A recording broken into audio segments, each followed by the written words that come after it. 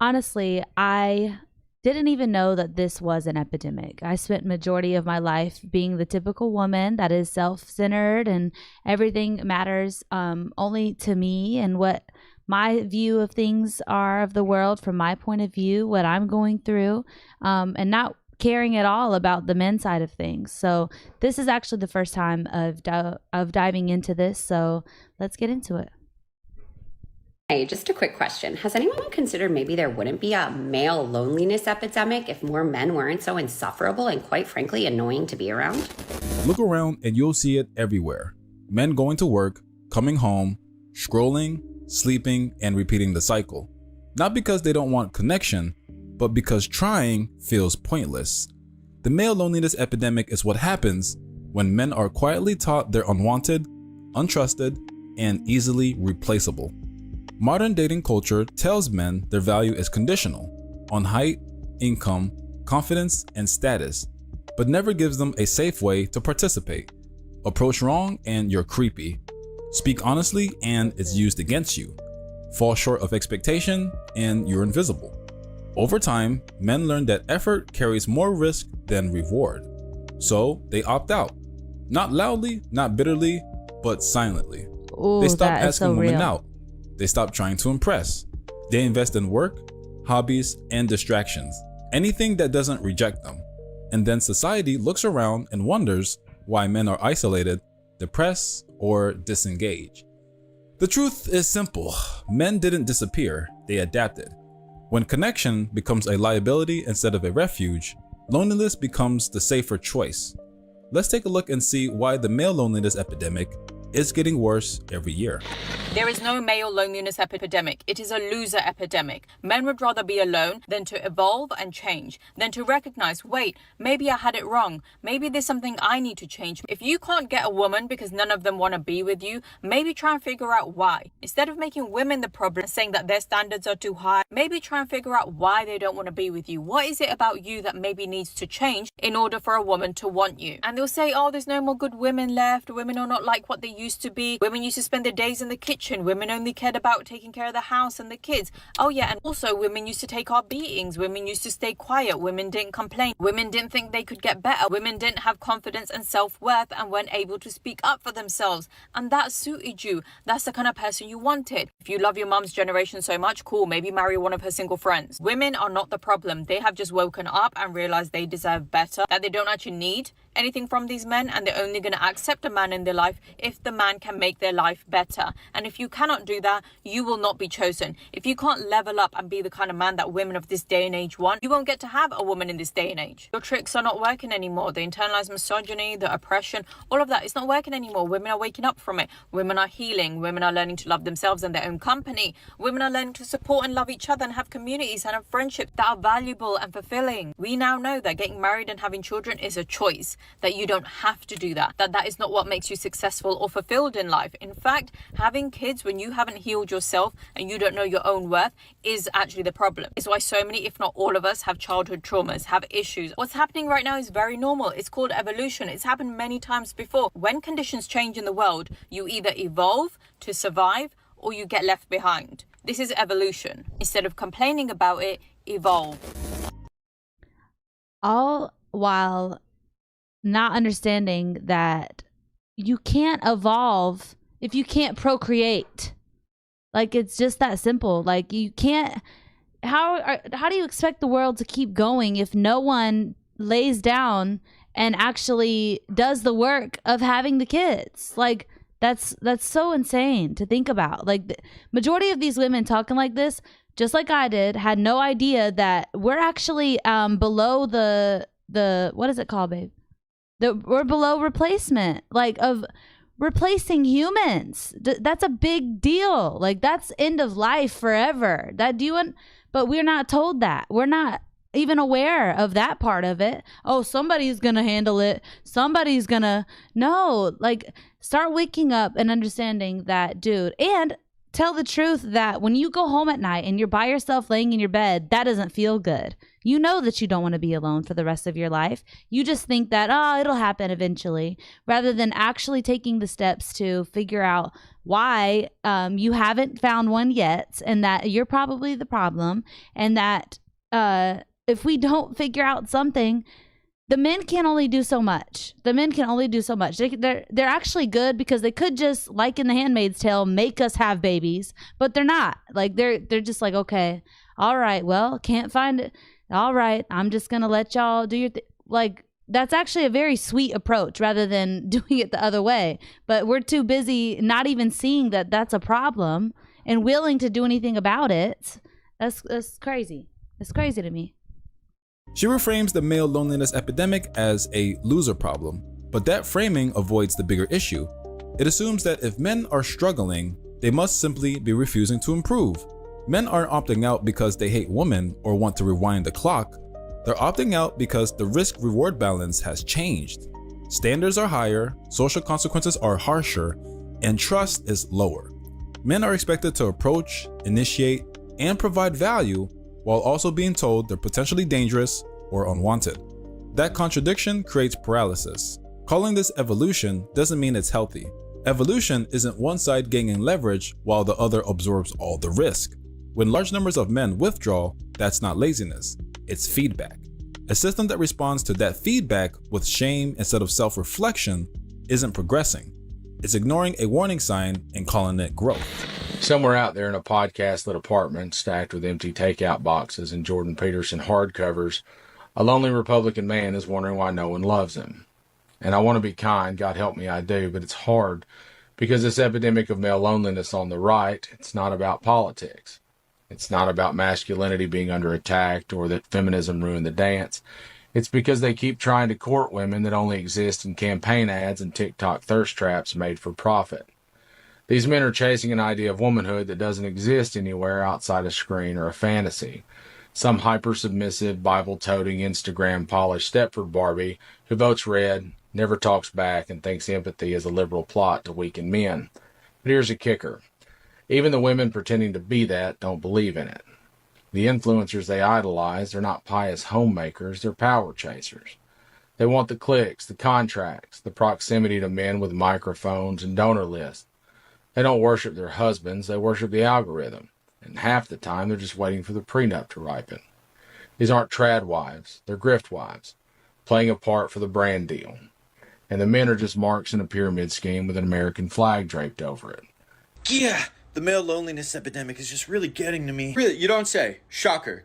That little charade you just did gave me zero clues as to why. Don't you get what the problem is these days? Fuck it, okay, are you in therapy? What? No. You have a strong group of friends you can talk to about the highs and lows you have going on in your life, and maybe even occasionally exchange in some sort of physical encounter? What, like a hug? Yeah, like a hug. No, it's gay as fuck. Okay, strike two, and in your phone you have access and connection to literally the entire world. Do you do anything to reach out with like-minded people to hopefully find some sense of community? Now, why would I do that? Well, that's all I got. No, I'll tell you what the problem is with the male loneliness epidemic. Let's say it on three. 1, 2, 3. Women. So the male loneliness epidemic is simultaneously fascinating and just sad to me. Because the men who are lonely are primarily incels, right? Like the ones that can't get women, the ones that are trying and then convincing themselves that they're not with women because they don't want to be. But it's just in reality because no woman wants to be with them. And these men inevitably stumble into our comment sections to tell us why we're the problem. And you're gonna die alone with cats, as if that wouldn't be a bonus for most of us. You know what I mean?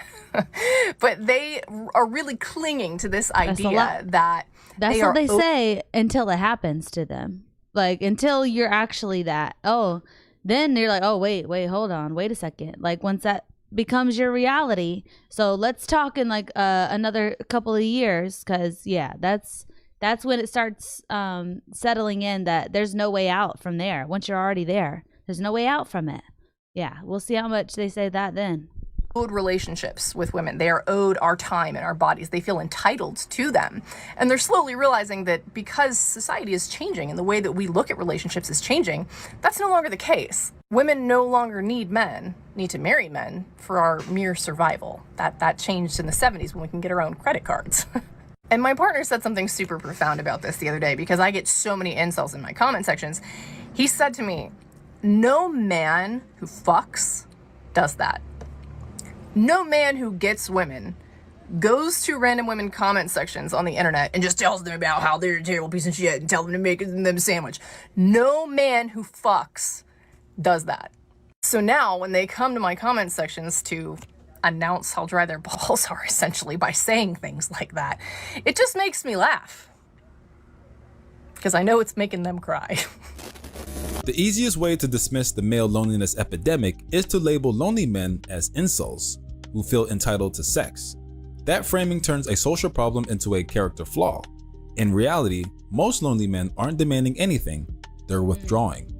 Many girls like her treat sexual success as moral authority. Winners get empathy, losers get ridicule. But dating isn't a merit badge system. It's true that women no longer need men for survival. But when men are told they're disposable or irrelevant, they adapt by opting out. You know how I know that the male loneliness epidemic is self-induced? So I just got back from a first date. We're there for like an hour and a half-ish, I guess, at a cocktail bar. And when I tell you, in this hour and a half date, I think I was asked maybe 3 questions about myself. I'm trying to ask things like, where have you traveled to? What do you like to do outside of work? What do you do for work? What's your family like? I'm cracking jokes. I'm trying to, like, you know, make this an enjoyable time for everybody, at least myself. And I'm just getting nothing back. Which, like, if this was a one-off thing, I would be willing to say, okay, it's a first date, like, sometimes people just don't click. But it's the fact that this happens more often than not for first dates that we just sit in silence, to the point that it's almost like a game. Like, if I stop driving the conversation, how long are we gonna sit here? And they always go, oh, I had such a nice time. Because I was there. I was doing all the heavy lifting.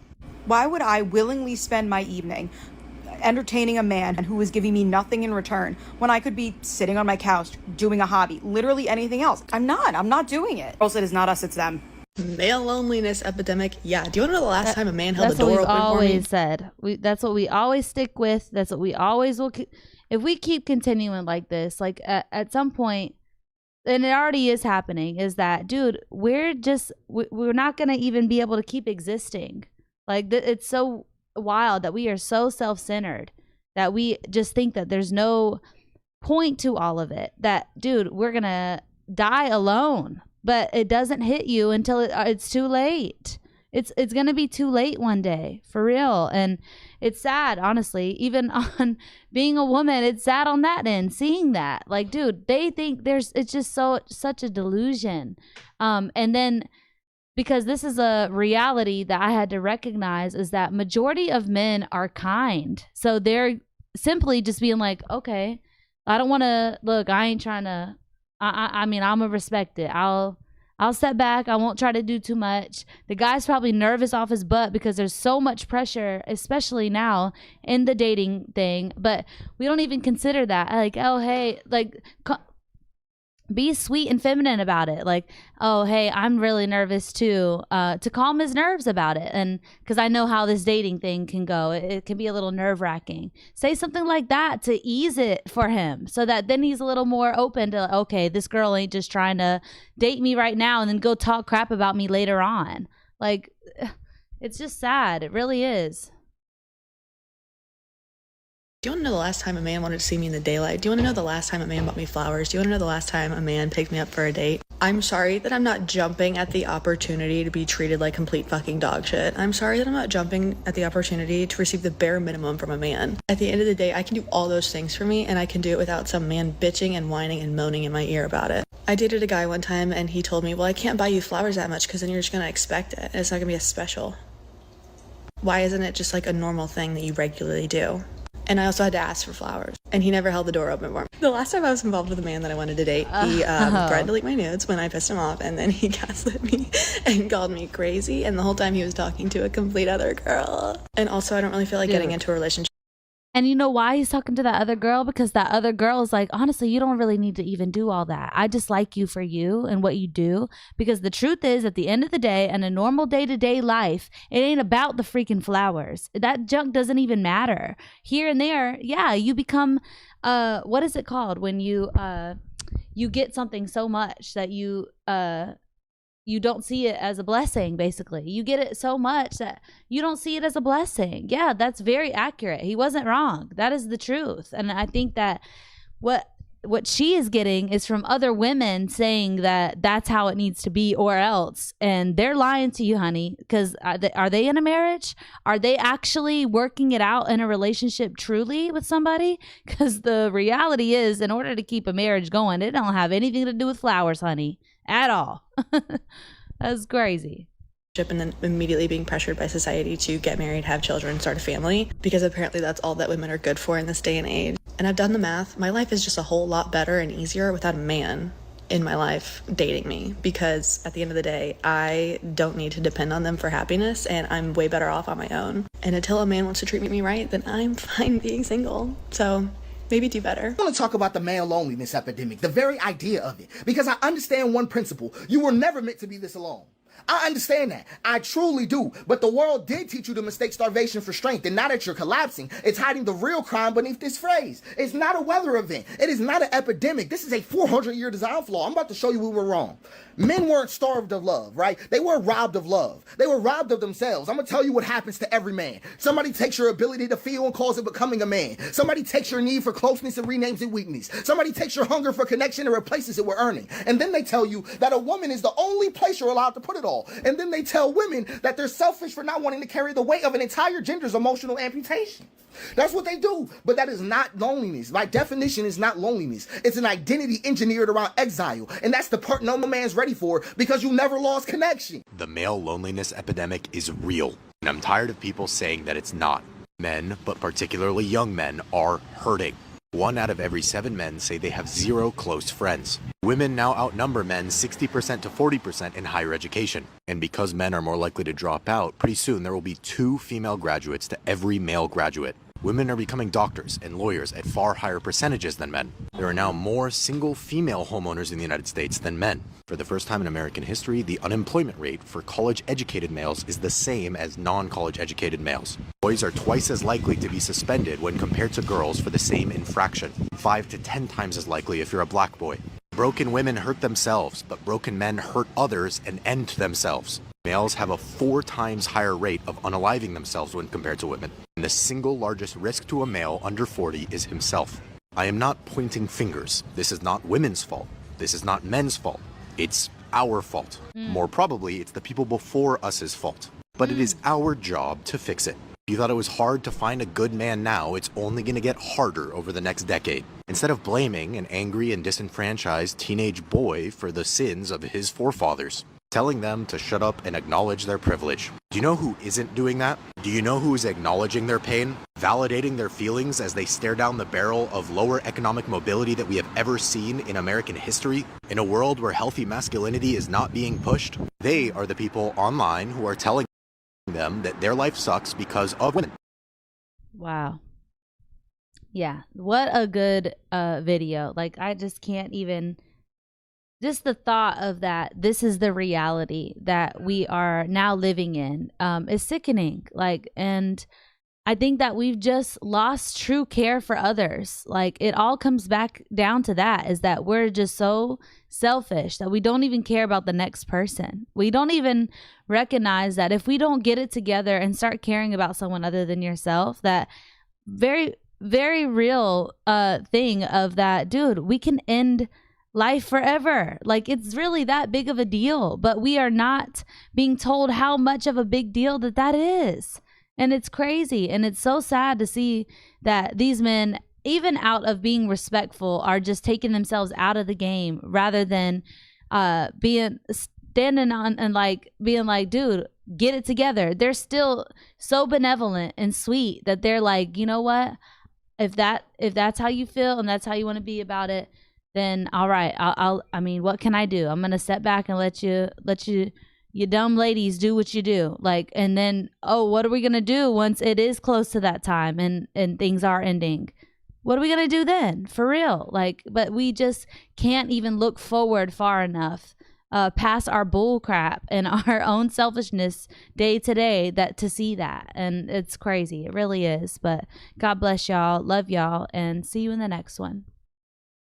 All my life, I was taught that my knight in shining armor is coming because I'm the pretty princess in the castle, and that I don't have to do any work on my end. By that happening, I almost lost my marriage, and men are going their own way because of women not understanding this simple thing, that it is also on our end that we have to behave as such in order to make it work. So this compilation of men going their own way was a great video to react to in order to understand that a little bit further of why y'all are choosing to do that, because it is so one-sided. So before we do that, I want to read off this comment real quick. Okay. Do you believe it's possible for modern women to be truly happy while rejecting traditional gender roles, or is it always a path to misery? I want to hear your perspective. Thank you so much, AWolf 913. He says, not always, but generally, yes, a path to misery. And what's wild about that is that that's biblical. That is biology. That's how we're designed.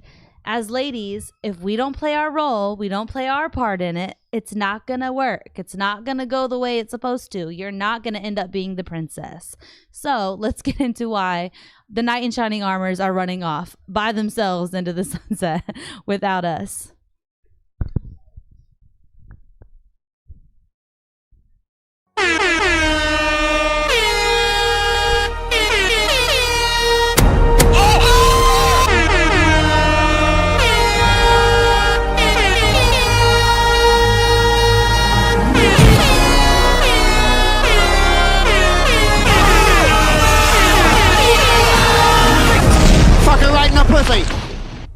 Ask, where is Mr. Right? Well, ladies, he may be hard to find because men are apparently going on strike, boycotting marriage, among many other things. According to a recent study, the importance of marriage has gone up for the women, up to 37%, and down for men to 29%. Here to explain the trend is forensic psychologist and author of the controversial book Men on Strike, Dr. Helen Smith is here this morning. Doctor, nice to see you this morning. Nice to see you. Thank you for having me on. We were having a bit of a discussion about this last weekend I saw on that. the show, and the argument is what? That men simply are giving up hope on marriage because they're feeling beaten down? No, I don't think they're giving up on hope on marriage. I think what they're doing is they're looking at it, the cost reward. Men look at things in terms of cost analysis, and the penalties for marriage are so high, Y'all and are the very rewards simple now and straight to the point. Very logical. That's, y'all are very straight to it, you know? are so low. First of all, there's legal costs of marriage. There are so many men now who are just saying, you know what, it's just not worth it to me. I'm going to be stuck paying the alimony. I'm going to be stuck paying for child support. And it's not just legal reasons. It's also psychological ones where men feel that basically they don't really have rights in marriage. Women hold all the cards now in reproduction and all kinds of things, and men don't. Well, that's all true. I mean, I agree with that completely. But it still doesn't absolve men of the responsibility to stop complaining about how the cards are against them and man up and become men, because you don't become a man until you assume responsibility. What man would take such a raw deal? I don't consider that a man. Well, it's not a raw deal. You derive deep satisfaction as a man by taking responsibility for other people. That's the only place you get deep satisfaction. So men are supposed to take a really bad deal and sign their rights away, and you call that a good deal. Look, you would understand economically. Well, yeah, that I love how she is coming at this, because I think that this is the whole point of what I'm doing here, is that ladies, we have to pay on our side. We created this mess and now we have to sit in it, or we can actually start changing. It's one or the other. Like, we can't just sit here and keep blaming the man but also complaining about the man. That's not going to ever work ever. So now I love how this lady is saying that, you know, it's wild. We have to hold our end. You did well. That's good, and maybe you have a really good wife, but a lot of men don't feel that way. But see, Doctor, here's where I get confused. And forgive me, I just went to a wedding last night, so I'm feeling all loved up. Euphoric. Very, because it was beautiful. And any time that you do see a wedding, that the hope is renewed, and it does remind you of what's great about marriage. And so you act as though marriage is such a raw deal for men, but you do get companionship, and you get love, and you get a family. And I see men enjoying all of that and embracing all of that. That's a different topic. Those are also things that you can get with a relationship. We're talking about the legal aspect of marriage. I'm talking about the political and the legal ramifications of marriage, where men aren't getting such a good deal there. And there are thousands of men across the country that I've spoken to and that will tell you differently. And the statistics are bearing that out. A lot of men, you think men need to man up, but to man up, you have to be getting something out of that relationship. What you're saying is that men are getting something just by having a woman. They're just so but lucky. here's the thing. They're allowed. The one thing I agree with you on is men are getting away with having children without marrying the woman. They're not getting away with it. What's happening is a lot of women, number one, don't want them. The lower level women, what's happening is 40% of the women who are breadwinners, a lot of those lower level women are making $17,000 to $23,000. Those women use the government to pay for themselves. They don't want a man. So rather than some of those men are just opting.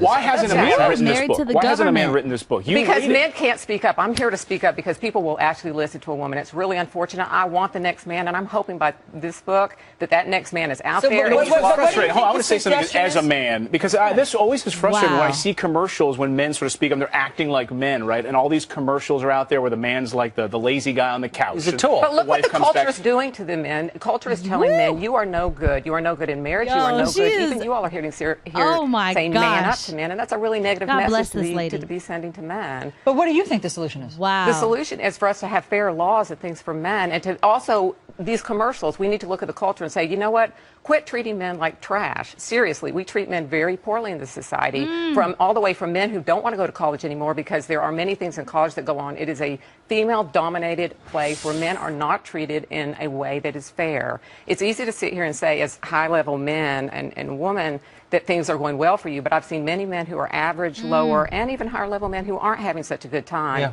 And if you read my book, you might understand a little bit more about. The book is called Men on Strike. It is compelling, and I think you make a compelling argument. An awful lot of people are reading your book, by the way. We'd love to hear what you all have to say. You can find us all on Twitter. Your cards right.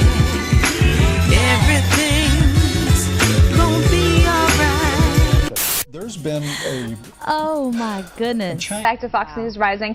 So you've been dating for a while, but he won't put a ring on it. So what is a girl to do?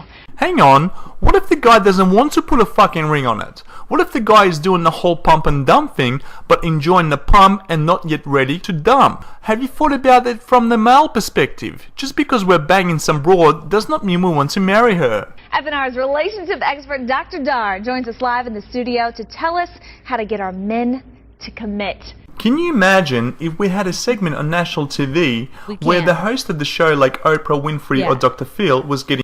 Yeah, the only way that... This is what we as ladies do. And that for the longest part of my life, I also wanted to control it. I wanted to control what the relationship was. I wanted to control when we get married, when the guy sticks with me, and that's where we're messing up. It's not our role. It is not our decision. It is our decision who and when we open our legs to, but that's just the truth. The man holds the ability to give us the relationship. And yeah, a lot of times in my life that after being with somebody or for a long period of time, I would be like, oh, I can't believe that he didn't give me a long-term relationship, all while not fully understanding that that's not my place. He's the one that can decide whether I get the relationship or not. So clearly I'm not doing something right to where he sees me as a proper prospect to be married to. That's what it is. We don't want to hear that, though. We don't want to hear that we're not the perfect prospect to be married to. That's what it was. He was like, oh, I don't know about you, girl. I don't think there's some, I don't know. You're for the streets, probably. So I don't think I can wife you up, ma'am. And then that's what it was, looking back at it. But look, the thing is that, look, now I'm in a marriage. Now I understand these things. You can fix that. You just got to understand that, dude, you ain't all that. There's a lot of things that I needed to fix, and I had to understand that. So yeah, let's get back into it. All excited about having a MGTOW coach that was teaching men how to attract, pump and dump women, and at the same time telling men how to protect their assets and finances from females in case of a divorce. There is no way I can ever see this happening. I mean, can you imagine if they said, do not let women move in with you because after 6 months she can claim half of your things, and never get married in the first place if you're a man?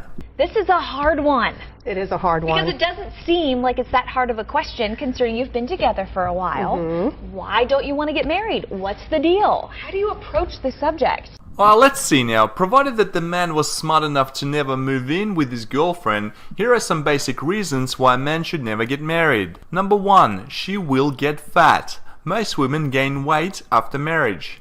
Number 2, no more banging other women. Number 3, marriages are expensive and most couples spend anywhere from $30,000 to $50,000 on an average wedding. Number 4, weddings are the marriage is stupidest just the thing. paperwork, but now you're welcoming the government into your bedroom. Number 5, your sex life will go down the toilet. Some couples have sex literally once a month or even less. Number 6, divorce rate is high. More than 50% of men. And think about that as that we as ladies hold the control. That's the thing that we can control, because the dude is not gonna, he ain't gonna grape you, okay? 9.5% of the time, the closest to 10 that you could ever get to possibly, he's not gonna do that. So we hold that, and then we still mess that part up. We still aren't giving up the booty anytime the guy asks and he marries you. Like, that's where we mess up, for real. And that's where, even in my own life, that I had to realize, dude, anytime that this guy asks, there's some girl out there somewhere that's willing to do it. That's just the truth. We need to get that in our heads. I had to get that in my head for sure, is that, well, shoot, some girl somewhere is willing to do it at any time, any point, any place. And guess what? I don't want that. I want him here with me. So that's the only thing that I can do or even try to hold Passport up. bros. That is. Marriages end up in divorce, and over 80% of divorces are initiated by women, and judges always take the women's side. Well, the first thing you need to do is start dating men who want to commit and who are ready to commit. Quite often, women will go out with men who aren't quite there yet. So what we'll do as women is we'll rationalize that and say, okay, well, I'll date him for 3 years and then he'll be ready. Well, that's not how it works. And quite often there's a pattern where, you know, women might be dating this man for a while and then recognize that he's not going to commit, so they break up. Right. And within a year, that man marries somebody else. Well, it's not about you. It's really about whether they're ready or not. Or you should get a bloody clue and realize that the reason that simp did not marry you was because there was something wrong about you that Oh, yeah, he just said it. So yeah, has there been a time, gentlemen, that you maybe considered, okay, has there been a time that you've been with a girl and you realize that she wasn't the type to be married to, but she wanted to be married to you?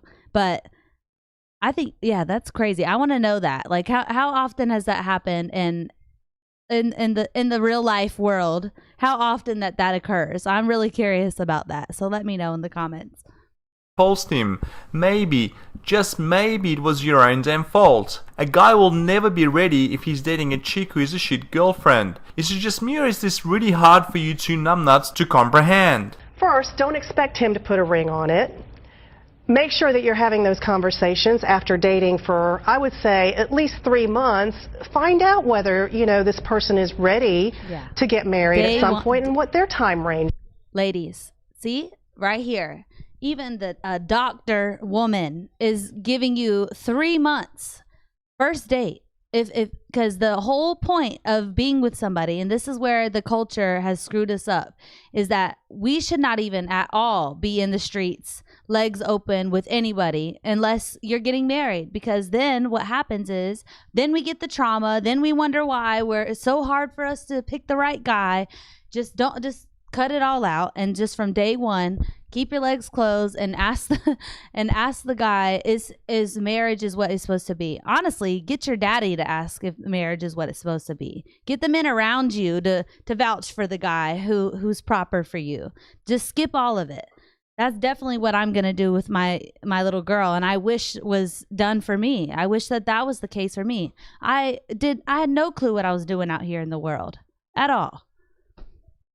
If they say I'm not ready and I don't know when I'm going to be ready, well, that's a clue to you that you need to set a time limit for yourself.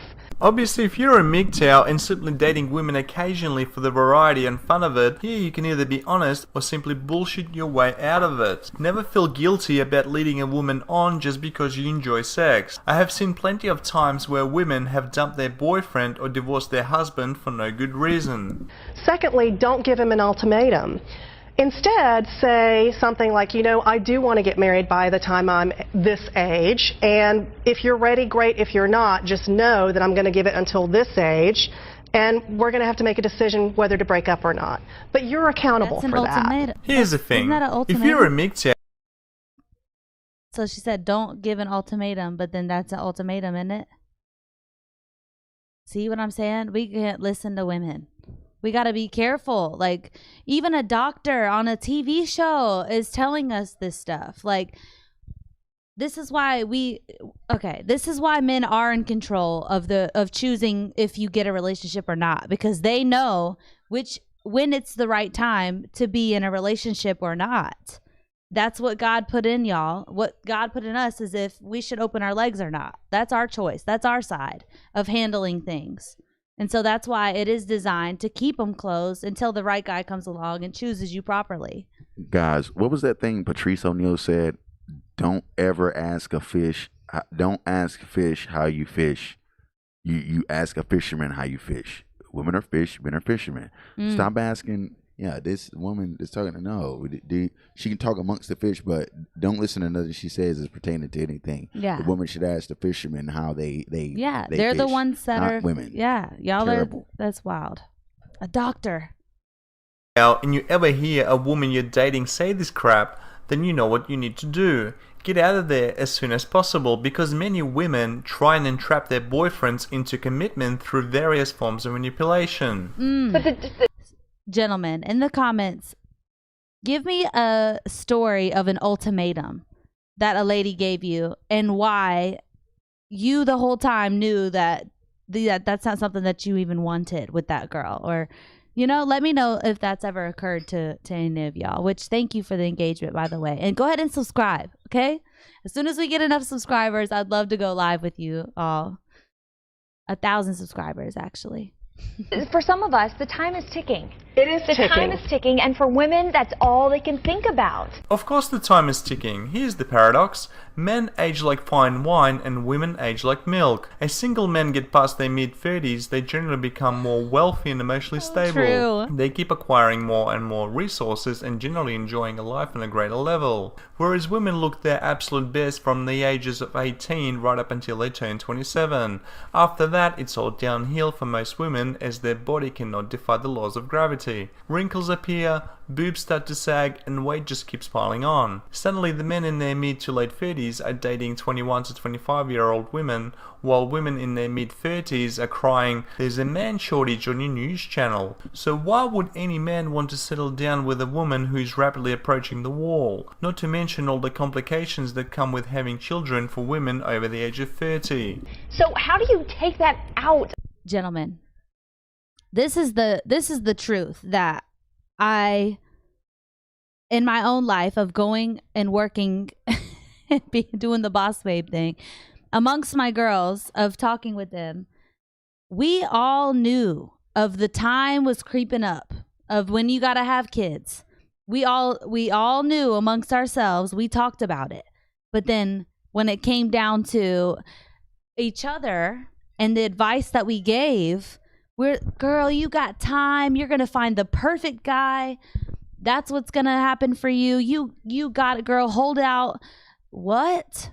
All while for themselves, they're like, oh, shoot. I'm about to be 25. I need to hurry up and get married and have these kids. All knowing that within ourselves. We know it. God placed that in us of knowing that.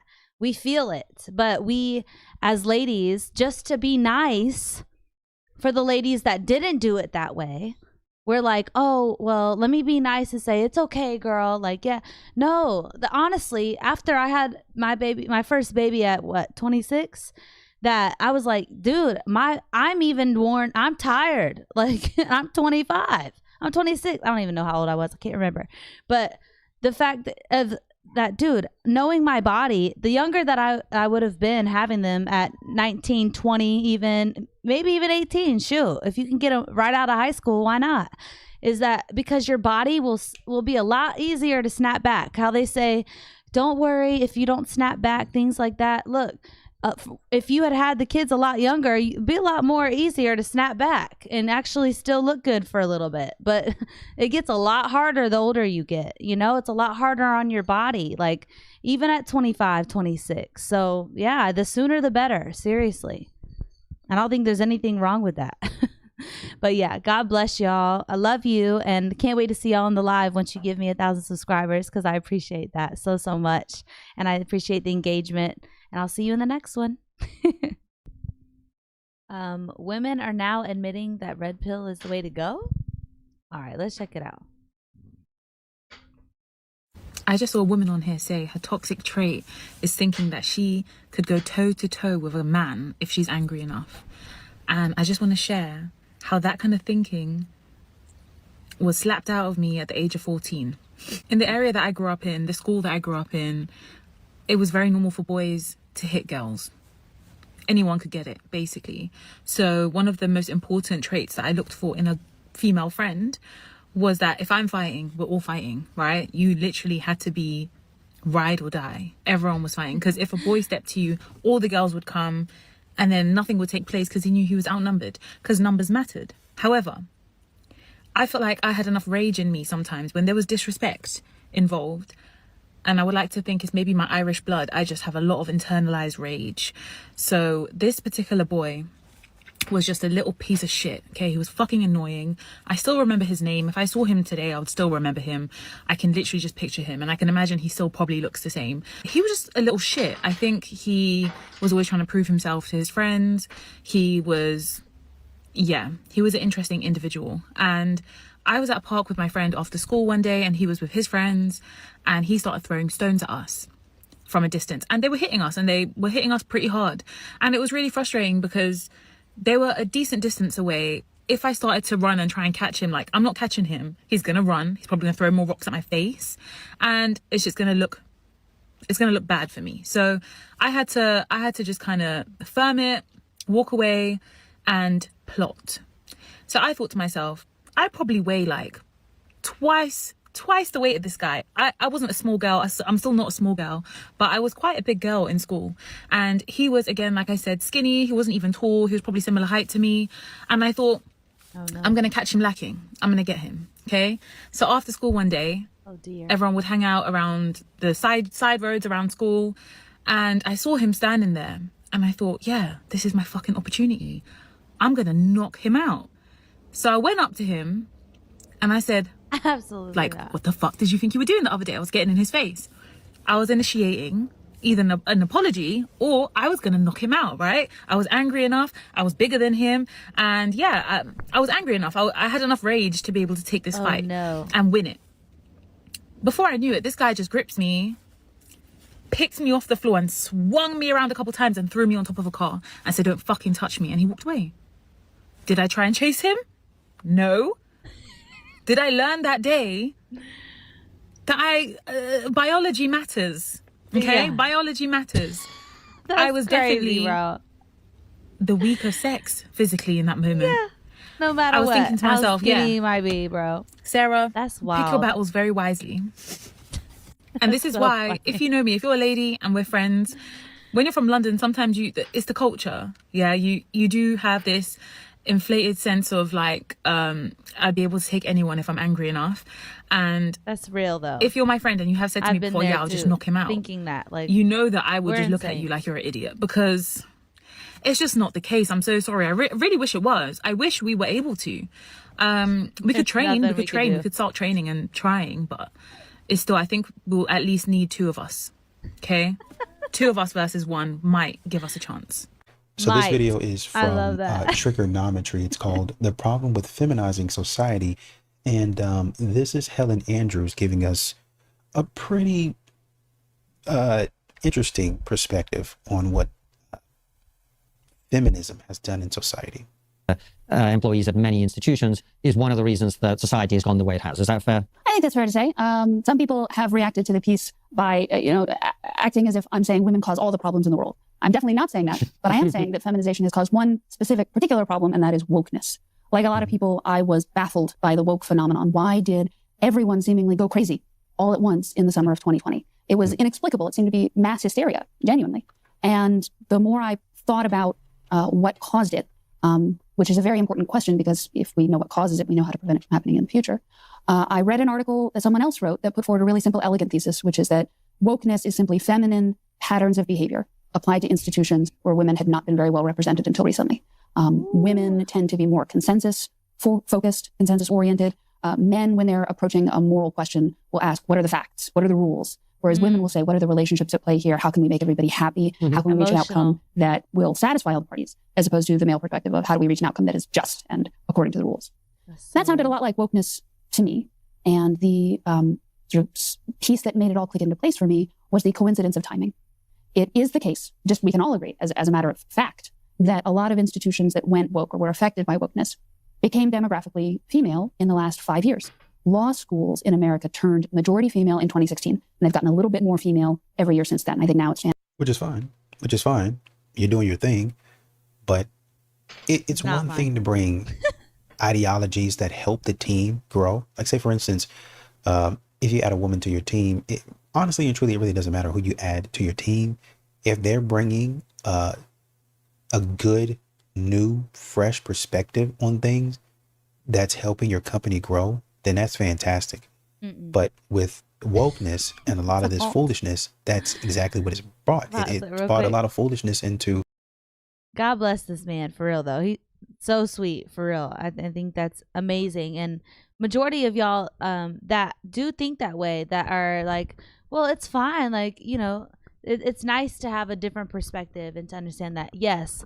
But do that with your wife at home. Let her have, when you go home and you talk about work to her and things like that, get the perspective at home. Because in reality, when it comes to everyday situations, we are not equipped for it. Because if one day we come in there and we're not feeling like it, or we're pissed off at somebody in there, that is going to affect how we run it, how we apply ideas. Like, it's just how we are made, and I don't think that it's wise to do that. But yeah, I think that the intention of what he's saying is great. And I think that applies when it's at home in a marriage, where you're discussing your day and your work there. Then, oh, wow, babe, that's a great idea. I'll bring that into work, that kind of thing, rather than actually have her there working, because we are so sporadic. Like, we don't even want to be there. That's the truth, is we really don't want to be there. The ones that do, like this lady here, she actually seems like this is really something that she has pursued in her life and enjoys and likes and went to school for, and then that's really what she does. Like, that is understandable. Yes, doctors, things like that, okay, I could see that. But even then, men are more of the one that should be in charge of those things, like we're just not emotionally stable. And especially if this is possible within a year to become that woke, or excuse me, over 5 years or so of hiring women, that is very out there of letting us know that maybe we shouldn't be letting these ladies be here or be a part of this. And I also was in the workforce before, where the entire time as ladies, we're complaining. We don't want to be there. We're sporadic. I'll go off on your boss randomly, but then you're like, wait, no, I want my job. I'm sorry. And apologize. And then you work properly like a workhorse. But that's what they want. We're worker bees.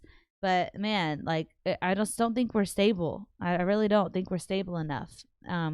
But we have good ideas. But tell your ideas to your husband at home,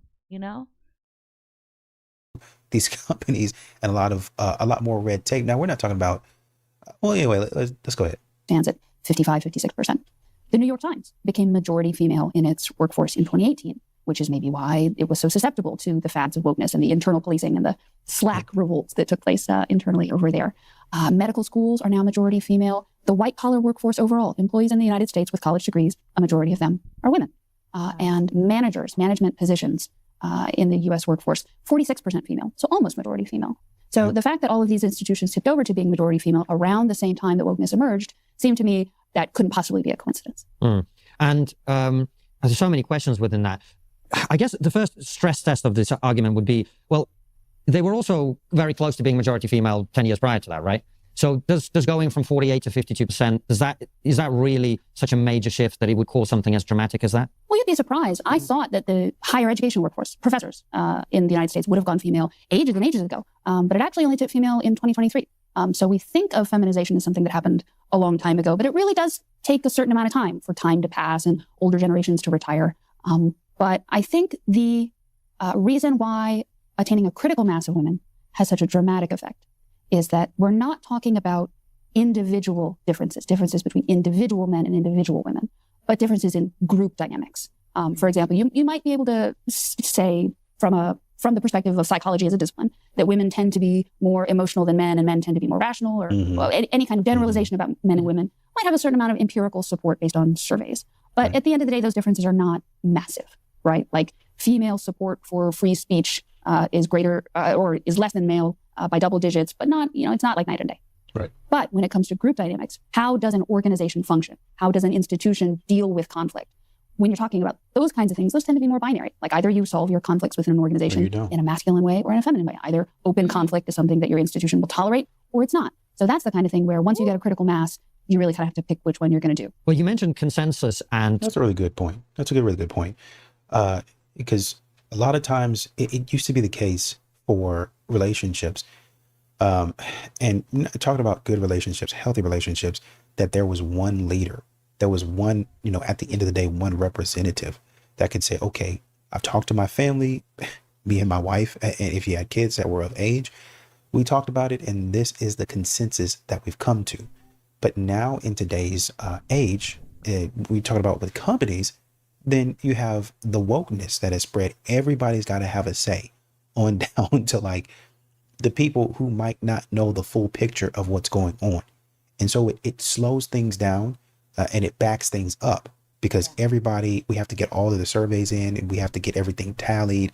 And it'd be one thing if it was like, okay, maybe once or twice a year, we had a survey run in and we want to see the results, and we've brought in consultants to help out with X, Y, and Z and to put together the numbers to see what's going on. And then we make a decision on whatever and whatnot. That's you getting boots on the ground to see the state of your company, right? You as CEO can't see everything, right? So you send somebody out there to do it. Today, what's happening is you have modern women that are literally stopping progress. And they're saying everybody has to have a vote. Until we have a vote, we're not moving. And other companies, just by virtue of making a decision and moving on, are more successful. And then you have modern women that talk about, oh, well, it's inequality. We're always getting left behind and treated. And I'm not lying to you. You have articles. I can pull up one right now. I think The Independent wrote one, but essentially it was about Sheryl Sandberg. I think she was former, can't remember, CFO or CTO or something like that of Meta, right? And she left to start Lean In. And basically when they did their research in 2025, which just passed, they found that women felt they were being left behind. They were being left behind. Well, it's not working as we expected to do, yada, yada. After saying all of that stuff, it's not working. I wonder why. I wonder why it's not working. Because men make a decision, whether right or wrong, and they move on. They learn from their mistakes. And the ones that don't get moved to the side, shamed, roasted, while the other people pick up the characteristics of success and the lessons learned and continue moving. If everybody has to have a vote, and it takes you umpteen years to have that vote and get that vote all tallied and put in, you haven't moved yet. That's the problem with honestly and truly wokeness and some of these DEI hires. I hate to say it like that, but some of these DEI hires. Sort of empathy and including all perspectives. That really isn't what happened with wokeness, though, is it? Because it was more like, we've come to a new consensus and anyone who doesn't agree is going to get killed, basically. Is that really, I mean, that might be the way women deal with this on a group basis. I don't know. You tell me. No, it's hard to verbalize some of these differences because it might be a convenient shorthand to say men are more comfortable with conflict than women. I think that makes a lot of sense, right? But a famous psychology study, very often if you're studying gender differences, and you're a psychologist, the way you'll do your study is you'll just go to a playground and watch the kids playing and observe and count up how many times somebody hits somebody else or something like that. And there was an experiment of that type done, I believe, in Scandinavia, and it had a really funny outcome. The psychologists observed the kids playing and counted up how many fights they had. And they said, okay, we observed that the men fight a lot more than the girls. But then as a supplement, they decided to confirm their observations by talking to the kids and saying, how many fights did you have today, Billy? Or how many fights did you have today, Sally? And the discrepancy was huge. They found that the girls reported having just as many fights as the men. The level of conflict, male and female, on that schoolyard was exactly the same. Makes sense. Once you think about it, men might have conflict in. That's nuts. Yeah. But that. Yeah. And because we're fighting in a different way.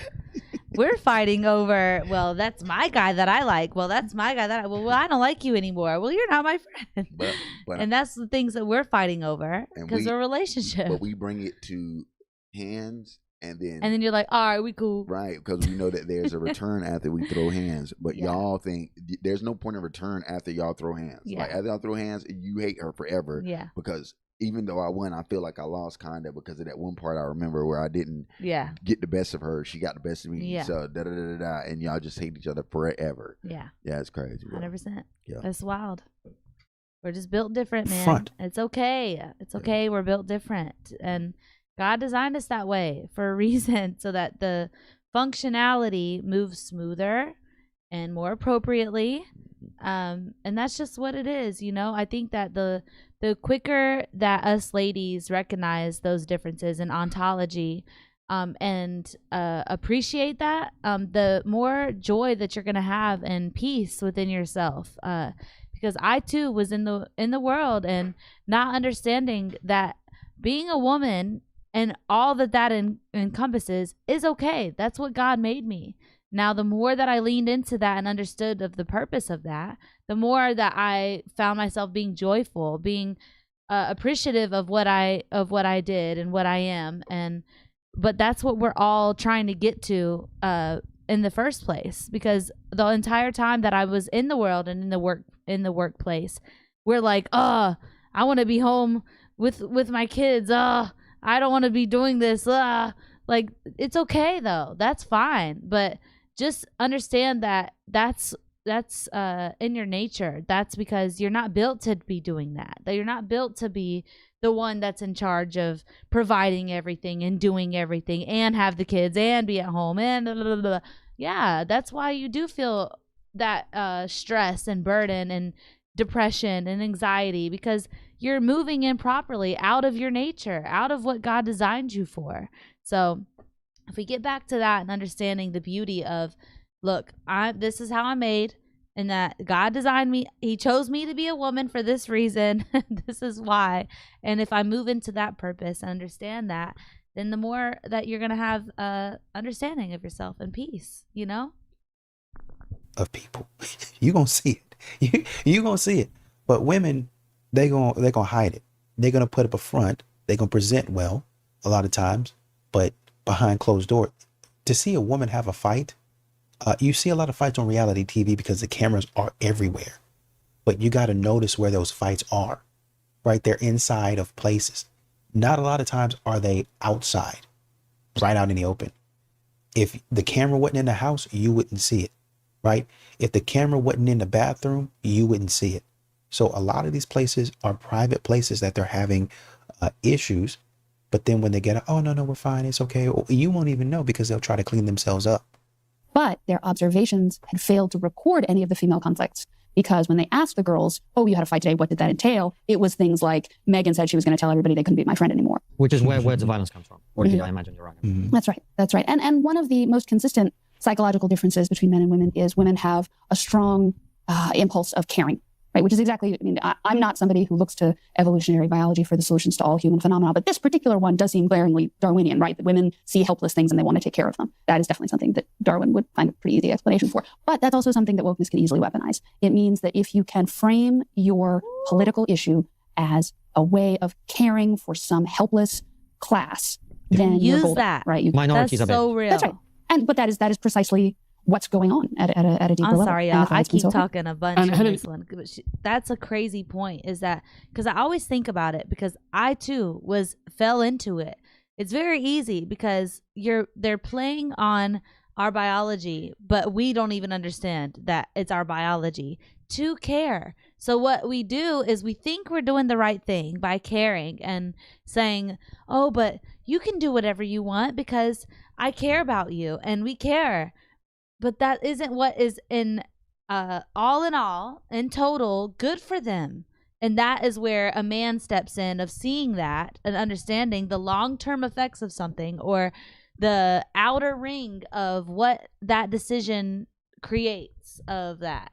You know what I mean? Women are nice, men are kind. Yeah, 100%. Men are kind in the fact that if you have something in your teeth, women think that it's mean to tell somebody they have something in their teeth. Yeah. Or that they my elbows might be a little ashy, or that maybe they when you tell your homeboy, hey man, you might need to get up and get something done. Like, what are you doing here? Not getting this that they think is it's mean to tell their homegirls that, or to say, hey, stop sleeping around with everybody and find you a husband. This looks so really real. bad on you.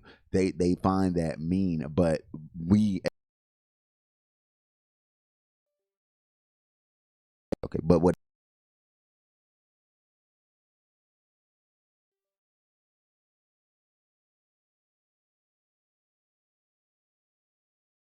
what it actually is kindness. Yeah, that's wild. Let me see. Sure, the mic's working. Okay. Your article, and I encourage everyone to read it, it's fascinating whether you agree or disagree with it, but you cited one particular case, which is the former president of Harvard. So let's talk about that because you use it as the main example for the thrust of your argument. That's right. This was back in 2005. So this is before anybody had ever heard of wokeness. Now, I don't know if your listeners in the UK will be familiar with Larry Summers, but he was... And I really like that she said this is before anybody could have heard of wokeness. Well, it's because, if you study the trend and the pattern, you'll find that. You'll see this type of stuff. Men are not playing around. I can see what's about. This is a man's job. So it's a man's job to see this type of stuff. I'm not saying that women are incapable of doing it, but it's the way a man works. Okay, I've been out here before. If we're hunting, by this time every day, this animal is right here doing this every day. So when they see a woman right here at this time, every day doing it, you can set your watch. I mean, police do the same thing. Detectives do the same thing. Private investigators do the same thing. So it's not rocket science. I'm just observing, like she talked about, psychology. I'm just observing what you do, and I'm writing down my observations.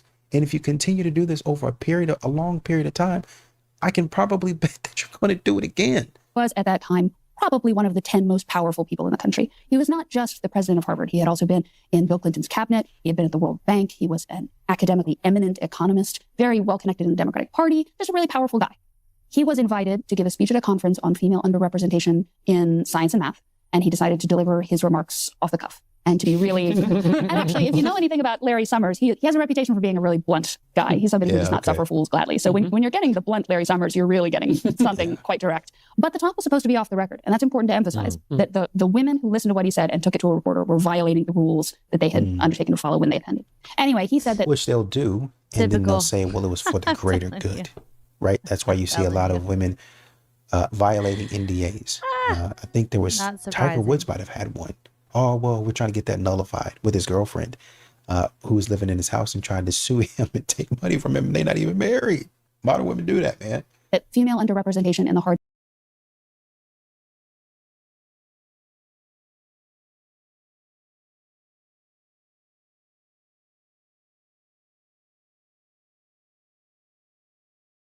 Oh, it's done? Huh? Oh. We're all going to see it clearly. I'm never giving a man thirsty energy ever in my entire life. How about not thirst? It's not thirst. It is. That's a mental. We're men and women. We're created a way for a certain reason. I'm never chasing a man ever in my entire life. I'm never, ever, ever going to be oh, pick me, I'm going above and Okay, beyond. so Never. can I say if we remove chase and we remove earn and we say I want you to show a level of interest, but I want you But to I'm show not a level of interest above the people that you think that you're in competition with, so I can tell. Let's be for real. Like when a man really likes you, he has to show it. Or it's gonna be missed calls, ghosting. It's gonna be I'm out with my homies or whatever. It's not gonna be like. But do you think you get the missed calls and ghosting because you didn't separate yourself from that bunch? If I'm chasing you and I've shown interest, say we're doing 75% me chase and you're giving me 25% interest, right? And I can recognize that, but I'm not even getting that because you're playing this cat and mouse with like, I'm only going to give him 10%. No, I don't think it's that. If you are a person that wants me to send you the good morning text or something, and you're like, yeah, but Jada, so you never send the guy a good morning text. You always expect him to do it first. Say good morning to me. But that's what I'm saying. That's the thing that men want that too. But that's for me. You just said it's not even a game. But that is a game. I'm For not gonna you to wake sit up. here and But you say started that. you started saying it's not a game. That's a game. That's not me, but that's what I feel as though men do. No, Wait, baby. you Guys literally want that admitted- too. Guys you want admitted that it's too. part of a game. You said it's not even a game. I don't think for me. She's assuming he's playing a game, and she's Yeah, but this is due to being out in the world and having bodies beforehand, because what that creates is that trauma, that thing of, oh man, I don't want this to happen again. So you're trying to control it.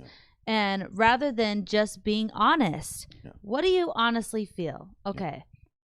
What I honestly feel is that I want to play this crazy game because I'm terrified of being hurt, because I actually really like you and I really see how I want to have something with you, but I'm afraid to tell you that because of my past mistakes and things that I've been through. It's pretty simple to just say that. And majority of men are going to be like, wow, I really understand that. Thanks for being so honest about things that you've been through before. So that they know to not treat you that way. So then they know, oh, she's really pursuing a relationship with me. And then you skip the weird part of, is this a relationship or is it a situationship? That's how you skip over that part.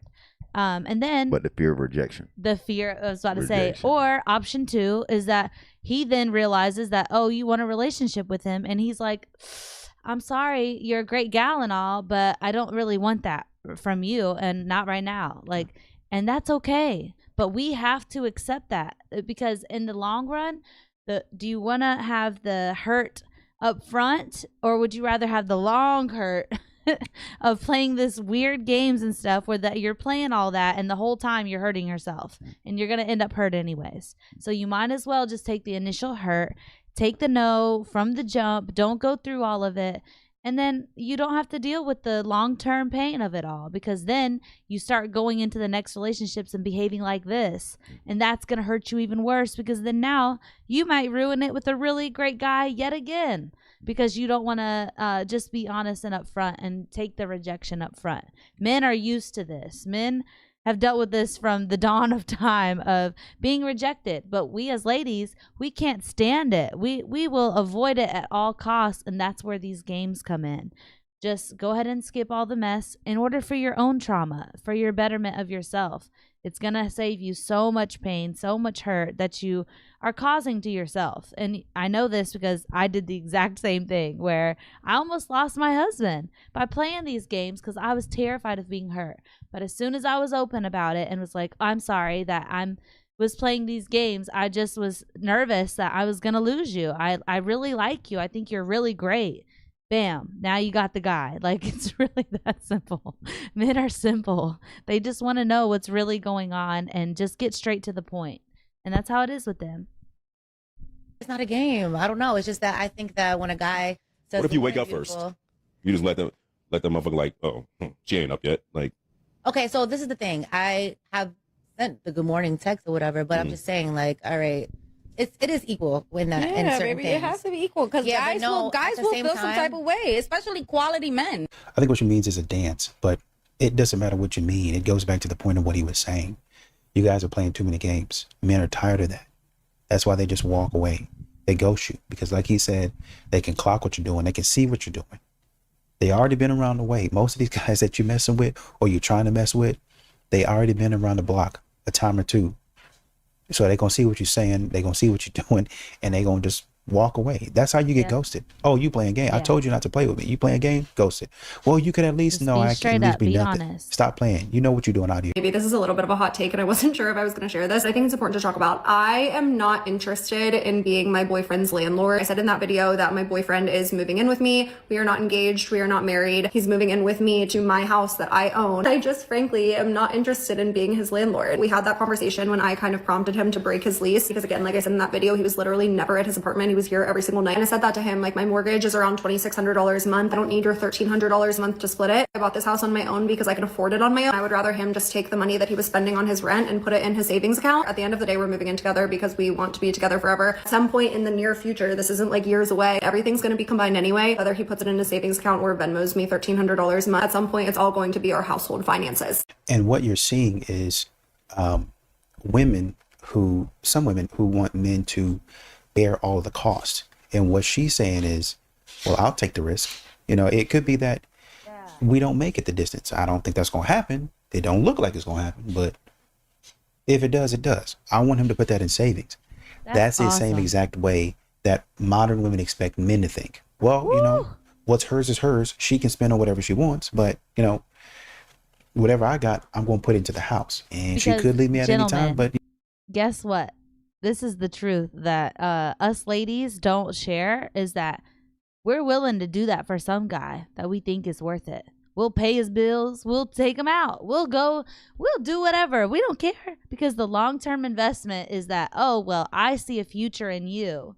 And that's what I'm hoping for. Now, of course, please don't take advantage of that. But I know now a lot of gentlemen aren't like that. Like a lot of y'all would be like, oh, wow, she's willing to do that for me. Wow, let me get my stuff together. Let me start doing this properly. And it puts a battery in you guys. Like, so as for the ladies, make sure that you understand that if you're not willing to do that type of stuff for that guy, that ain't the guy that you want. Leave him alone, because you're going to just mess him up. Like, just, if you're not willing to do that for a guy and for that guy, that's not your guy. Like, because that's just the truth. You would do any and everything to have that guy. So that's the one that you need to be with. And gentlemen, you need to be with the lady that would be willing to do that. So I get it with these people that go and do the testing of the date. Like, hey,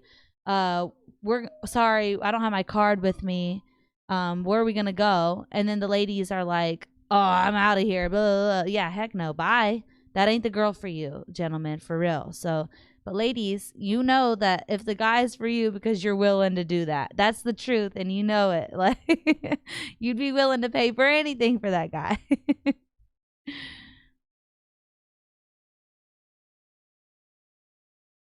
you know, I love her so much, I don't really care about that. But what she's saying is, well, you know, what a lot of men are saying, well, it's going to be in the family anyway. It's going to be a household income anyway. So go ahead and put that in savings, and we're going to tap on that. She really seeing a future in you. A little bit later. Absolutely. Want to take a vacation? You want to pay for this kid's schooling? You got a head start, $1,300 a month.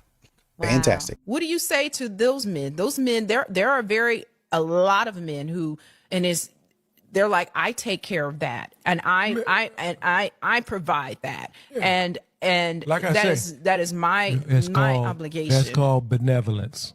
Okay. That he feels it's his duty because he's been brainwashed, and it's his benevolence, right? He's under no obligation to do any of that. You are the benefactor of his benevolence, right? Now, there's no way that he personally is actually happier day by day splitting his $200,000 when he could be sharing with you with $400,000. And the whole concept about your femininity is just a load of crock, because you're just as feminine when you working as a carpenter as you are when you're baking cookies. Just like I'm just as masculine when I'm working as a carpenter as I am when I'm baking cookies.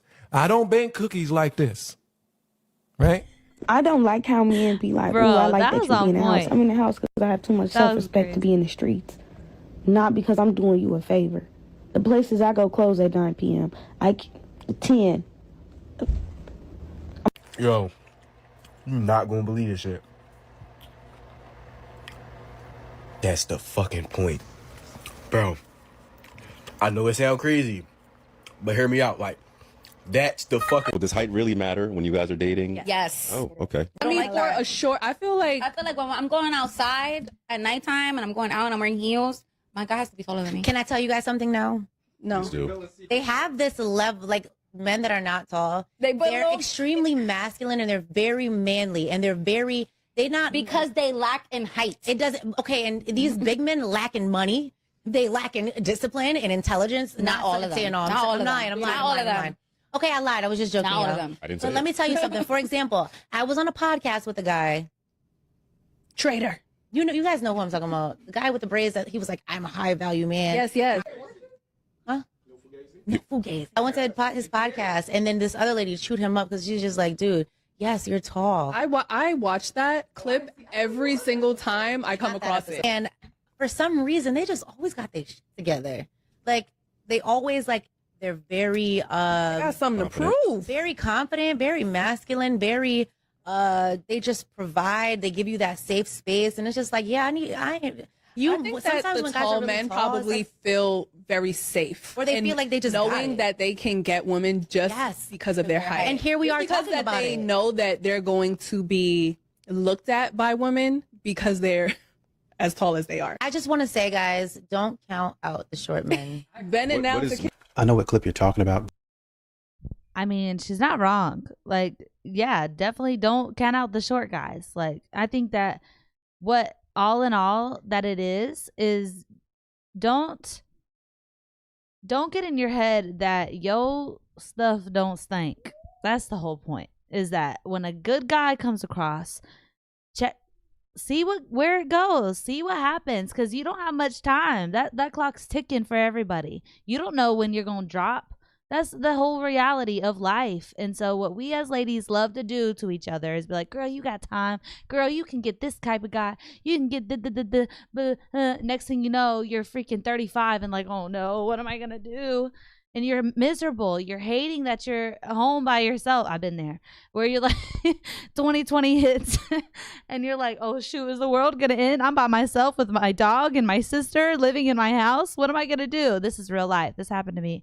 And I'm like, I can't believe that I'm 25 and I'm not married. Like, this is horrible. This is not the way I want to live my life. I'm terrified. I don't know what to do. And I definitely want kids and I want life. I want a marriage. Like, so it's just so crazy that we will sit here and pass up a good guy that walks by, or that gives us a night and a time of day of that. I'll give you anything, girl. All because we are being told by other ladies, next one, this kind of guy, oh, he's just not quite there. Get away from those friends, bro. Like, get you some married friends if that's what you want. Have people who are already in marriages and ask them how they got into that. That is the best way that you can get an outcome that way. When you're around these girls that are secretly in competition with you, because we all as ladies are, we don't need that. Let's cut that mess out. Like, I don't even want my daughter to have friendships like that with ladies, because we don't mean to, but we are. We're in a competition with. The only ones that seem to really stick around for the long term is the ones that you become friends with as kids. And then as time goes on, you're with each other through thick and thin, you know? But yeah, I think that it's silly to have friends like that. And the girlfriendship and all that crud that was pushed to us that we should have. No, we're dangerous. We're toxic to each other. We don't mean to be. We love each other because we're humans and we are naturally caring. But we unfortunately get into this weird competition underneath the surface of our friendship. And so it's not good for us. We need to go ahead and get into a marriage, have some kids, and then maybe you can actually have a real friendship, you know? But yeah, let's get back into it. Oh yeah. But yeah, this was great, y'all. I hope y'all enjoyed it, and we'll see you in the next one. Okay, I'm not going to even lie. Hearing my husband playing these MGTOW videos, it would piss me off. I couldn't even, I would be so upset thinking about him leaving and going his own way and dealing with women that were willing to do things that I wasn't willing to do. But that was the whole root of it, was that I had to recognize that, let me see why a guy would go his own way. So I'm curious. Let's get into this. Offering women seats on public transport anymore. The only men that have an issue with a woman that wants a provider is the man that can't provide for a woman. Can a guy tell me why they can't just be like good and like help a girl out of like the goodness of their heart without like assuming? I was trying to flirt with a boy, and then he told me that I am not hot enough to be this. Men are giving women the equality that women wanted, and they seem to hate it for some reason. A lot of men are confused because isn't that what they asked for? Okay, I don't even care if this is embarrassing to say, but like, I want a boyfriend. I want a husband. I know it's like, we're in the time right now where it's like having a boyfriend. We're past the era of men making assumptions that women need help. Because again, that could be considered disrespectful and misogynistic. I'm tired of being the strong, independent, resilient one all the time. Men don't want to help women. And what specific topic is this video going to be about? Here, but I'm generally speaking about why do men have a hard time helping women? They don't have a hard time helping women, but they've been told to leave women alone. Something that I have observed not only in my personal life, but literally in the outside world, because I'm a watcher. Men will stand there. The women will have all the bags, the kids, the suitcases, the luggage. She'll be doing everything, and he's just standing there. I wonder, did she ask for help? They'll just be standing there, like so real. watching the woman suffer as if it brings them some kind of pleasure. From my perspective, it looks like that, because I'll just be looking, and I'm just like, anybody would help that woman right now. Why are you just...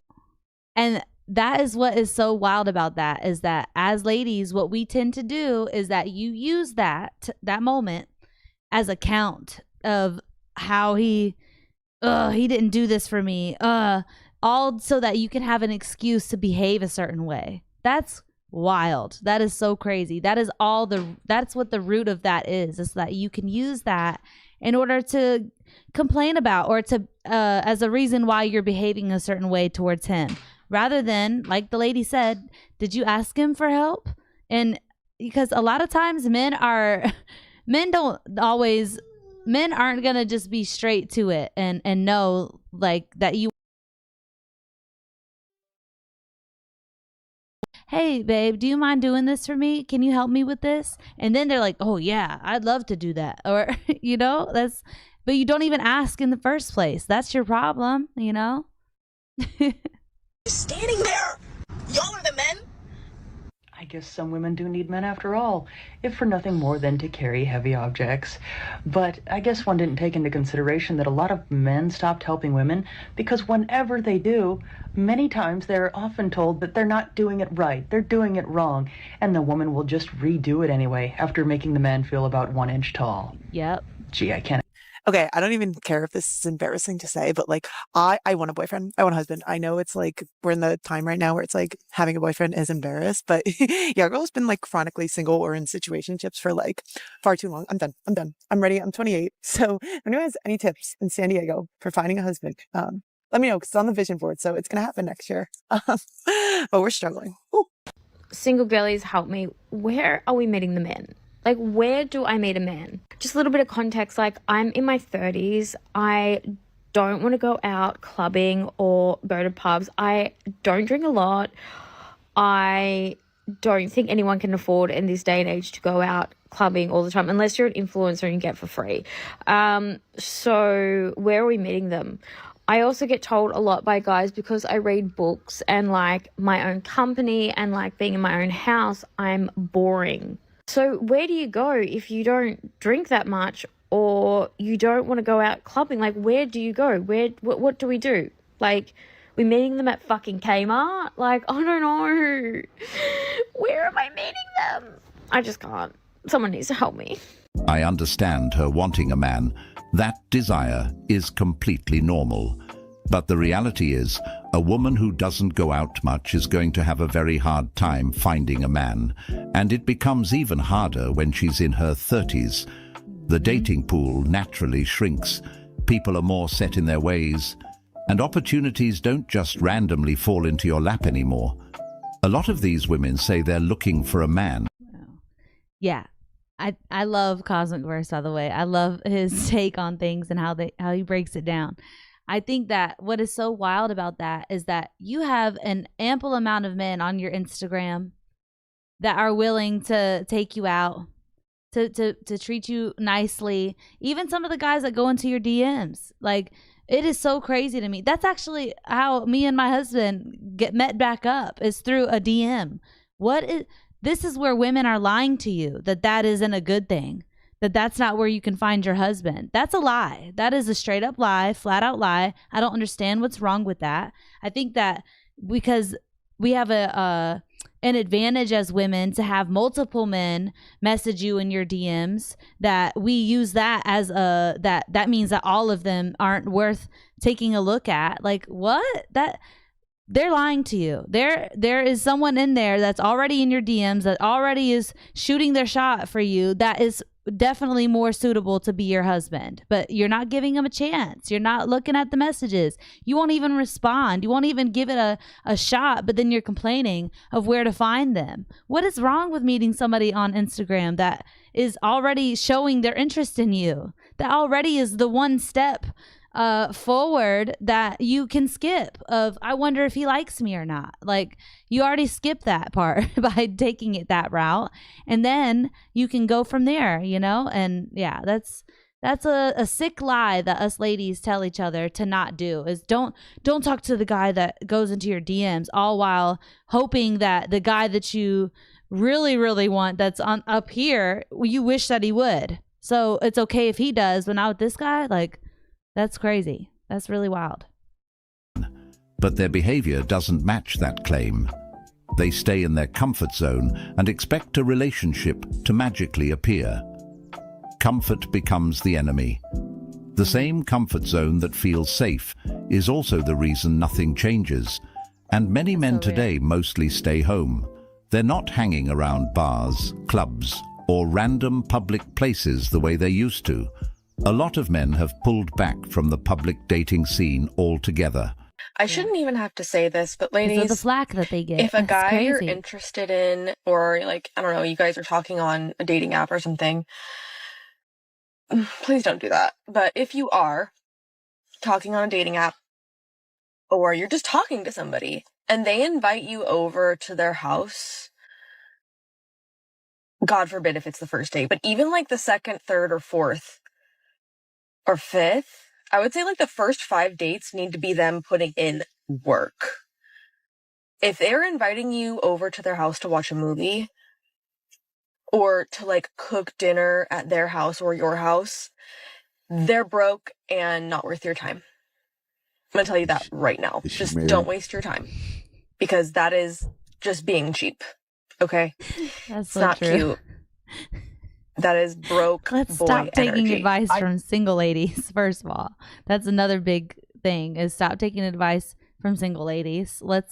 If you really do want to be in a marriage, go talk to a married lady and ask how she did it. I think that's a very more appropriate way to go about things. But we tend to get caught up in what someone's going to tell us that makes us feel good, that it's not on our end, that we have to fix something. And I'm saying that because same here. I had to learn that too. I didn't like that feeling, but I had to recognize, oh, I'm the problem. There's plenty of guys in my DMs that I could give a chance to and things like that, you know? Message. Yeah.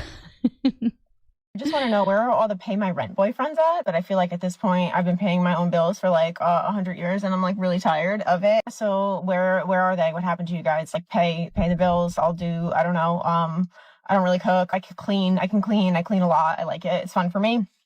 You can cook though. And pay my rent. And you can see my roots are fucking rooting. I did get my nails done today though, because it's rather inexpensive. It's only $25 for a gel manicure. Hey, so let me know. Lady, you are supposed to pay your own bills. You're an adult. That's not oppression. That's basic responsibility. Somewhere along the line, independence got twisted into exhaustion. And now the same women who proudly said, I don't need a man, are suddenly looking for pay my rent boyfriends because they're tired of being strong and independent. That route, what man. she's really saying is, I don't want partnership. I want relief. Relief from rent, bills, From what I stress, chose. and accountability. And look at the offer. She's not really offering femininity, peace, emotional support, loyalty, or building something together. She doesn't really cook. She can clean, which is something any functional adult already does for themselves. And that's supposed to justify a man sponsoring her entire lifestyle. That's not a relationship. That's a sponsorship program. She's not...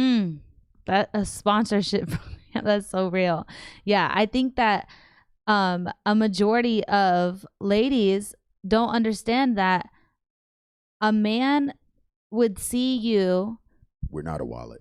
That too. Yeah, 100%. Would see you as much more respectable and to take on if you said, I went the career route. Oh no, I made a mistake. I would really like to go try to do the more traditional way of doing things, because then you're taking accountability for where you went wrong, and that you now understand that that was a mistake. But we can't even say that part of it. Like, you're just expecting that, oh, I went down this route, I made this choice, this is what I did, and now come save me. What? That and you must. That, like, you must save me. Not a, I'm grateful for you for coming to save me. Thank you so much for coming to save me. Somebody, I really need it because I was such an idiot of choosing this route and it's horrible. And now I really want to do what's right and really appreciate this guy that would possibly take me on. No, we're just like, you must do this for me or else. Like, that's the issue, you know? We're not taking accountability that was our choice to go down that route, you know? I did the same thing. I went down that route too, and it was lonely and it was horrible. And then 2020 hit. And then I was really like, oh no, I'm 25, I ain't got kids, and the world's about to end. What is happening? Yeah, I trusted a woman will say, they'll trust their judgment until their late 20s. And then and this is the main problem comes in is when they get with a guy, then they want to still try to trust their judgment with the guy. Yeah. No, you trusted your judgment for the past. You got nowhere. You made yourself miserable. So now, if you want to get a guy, accept that you made terrible decisions and you need a male leadership, and accept that leadership and do whatever you have to do to be able to make yourself shut up and take the leadership. Yeah, 100%. Not looking for a husband or a partner. She's looking for a man to absorb her responsibilities while she contributes the bare minimum. No vision, no teamwork, no long-term value. Just help me because I'm tired. How are these men real? How are they real? I'm gonna be put in a fucking psych ward! They're all evil. They're all fucking evil. They manipulate you. It's all a game to them. This isn't a joke anymore. We need to stop saying boys are just stupid. They know how to play. They know how to play this fucking silly little games to have you on the fucking string. This is not an exaggeration either. You need help. I think I'm less of a feminist than I thought I was. My friend and I were walking into the library, and the door is like broken. Like the handicap mechanism is broken, I think. So then when you're opening it, like barely open. Like it feels like the heaviest door ever. We're like both pulling on it and it's just moving like barely. Finally, we get it open enough. This boy comes up from behind us and just walks through the open door and he goes, thanks, and walks through. And we're both just like standing there like, little fucking twat. So I just found out that I'm not hot. And this was based on a really humbling experience where I'm trying to get four funny men story, together bro. to help me move a really heavy object from point A to point B. That's one of those memes, like, that was savage. And I can't do it. It can't be done. I'm in hell. I've tried for days, texting every man I know. Can you please come help me move this heavy thing? It's a piece of granite, by the way. I think we can use that as a gauge. Number one, can you get a group of men to help you move a heavy object from point A to point B? Number two, how far can you get them to move it? Because what I need is a piece of granite moved about 15 feet. Cannot gather 4 men to do that. Oh, I can't. I'm going to be hungover that day. Oh, I can't. Football is on. Wham. Number one, they don't make men like they used to. Because how come nobody wants to be helpful? Little helpless old me? You want me to pick up the granite slab? Why? You're not being helpful. Number two, I need to level up. I'm sorry, crazy. but this is not telling of how hot you are. See, This is- and that's one of those things where it's like, y'all go ahead, go your own way. That's one of those girls that where it's like, go ahead and go your own way, because that's insane. Like that, the disrespect and the you owe me, it's sick. Like, ooh, that pisses me off. That's crazy. You're you're delusional, and nobody has ever told you that, how nasty and disgusting that you are. And I think that we want friendships so bad from ladies. We need to start looking down on these ladies for real, that if you're wanting friendships and things like that, well, you need to be straight up with your friend that, ew, that's disgusting to be that way. There's nothing cute about that. Like, no, that's crazy. Telling of how many men that you've placed in your friend zone, and it sounds probably like didn't have they a all father. exited themselves without you even realizing. Because if you think that men are just going to give all of that effort, all of that time just because you're attractive and you're literally just sitting there and you're not reciprocating anything back, they are over that. They would rather have a true friend that they're putting effort towards, or they'd rather have somebody that's wanting to be in a real relationship with them. It's that simple. Stop trying to expect things from men when you're giving them literally nothing back. The reason why she's shocked those men aren't helping her is because they finally realized their value and how much time, energy, and resources they've been wasting on her. For years, men That's were so real. conditioned to believe they had to jump whenever a woman needed something, lifting, fixing, protecting, providing, with nothing in return except maybe attention or validation. The reality is, these types of women don't want a man. They want the services of a man. They want the labor, the strength, the problem solving, the emotional support, and the convenience, without so commitment, appreciation, or reciprocity. So when she needed help moving a heavy object and no man stepped in, that moment hit her hard. Not because men suddenly became mean or selfish, but because the unspoken contract she relied on no longer exists. Men are no longer offering Good for them, boyfriend-level 'cause they effort didn't show to up. women who don't want to be girlfriends, wives, or partners. You're a man and you. Yeah, I think that the level of disconnect there, of not understanding how used that they must have felt for that long, and then to of course they're not going to show up now. Like, good for them that they decided that, you know what, enough of this. Like, you just think that you're all this and that I'm just going to be there for you and show up for you.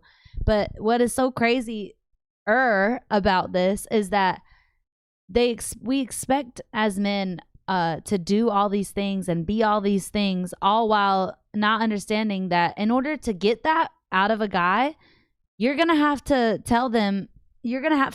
show them how appreciative that you are of it, and that you need them, that you aren't able to do it on your own, that you can't, and I think that that's what we haven't been teaching our ladies that at all. Like, even from mothers to daughters, we haven't been telling our girls this is ridiculous. What were you telling them? Like, that's, as a mama now, like, I'd be so embarrassed if my little girl came up on a screen saying that crap. Like, absolutely not. That definitely wouldn't fly. That definitely means that there probably wasn't a father around.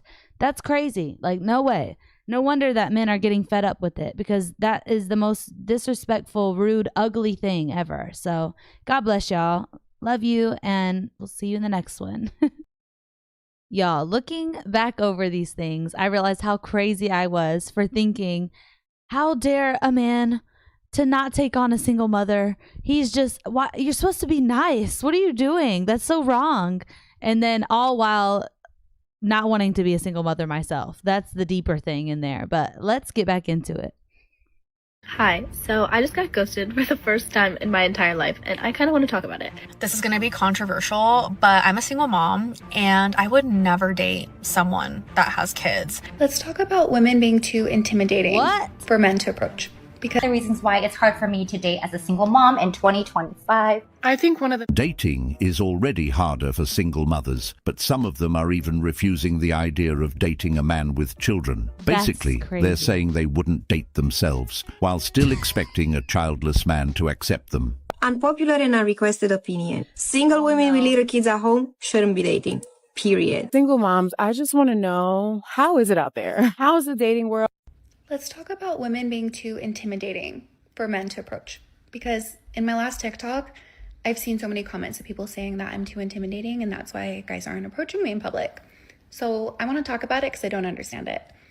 I know who I am as a woman. I know how I carry myself in public. I'm me. I smile, I laugh, I'm happy. I have warm energy. I'm not sitting in a corner mad. I don't have RBF. So, like, I'm the type of person who will trip in front of you and then apologize to you for doing that. So I really just started wondering, is it really that we're intimidating, or do men just no longer know how to approach women who don't need validation? Because if being confident, peaceful, happy in your own lane is intimidating, I feel like that says more about them than it is about us. And if that's intimidating, then I guess I'll take it. But like, our job, we're not trying to make it convenient. We want genuine connections. And men kind of struggle with that these days. So I guess if you're looking for convenience, we'll be too intimidating. But like, don't let the fear of striking out keep you from playing the game. You can name that movie. Some men may be intimidated to approach a woman, but that's only because of multiple women saying, don't approach them because they don't want to get in trouble, not because of the woman itself, because... Yeah, because they're so confused at this point of, well, what is okay? What isn't okay? We have some lady saying, yes, approach me. That's great. And then go on TikTok and talk about, oh my gosh, this guy just approached me because it wasn't the one that you freaking wanted. Like, what is wrong with you guys? Like, but the thing is that throwing myself back to thinking this way and being like, what? Well, why isn't this guy, the guy is approaching me? Look, the thing is that, well, if it's a guy that you are actually interested in, why don't you take the leap of faith, go walk over there, talk to him, maybe strike up a conversation. If that is really somebody that you would like to get to know and see, we're too afraid of the rejection of that man that we actually do see as attractive at the bar, that, oh, I wonder what kind of man that this is. And you, instead of going up to him and getting that possibility of rejection, we decide to take ourselves out of the game. So it's pretty crazy for her explaining that on one side, but then all in the same sense, not doing the same on her end. Go up and talk to that guy if you think that he is amazing and tell him that. And then majority of men, even those type of guys, they still need to hear how much of that man that they are. Like, and then you probably will get the guy, but we expect the men to do all the work and none of us have to do anything. Like, that's wild. You don't get any results from that. That's insanity. It really is. Back then, men were approaching women left and right, and there wasn't any don't approach movements going on. And that's the thing. It's not that men suddenly lost confidence or forgot how to socialize. It's that the rules completely changed.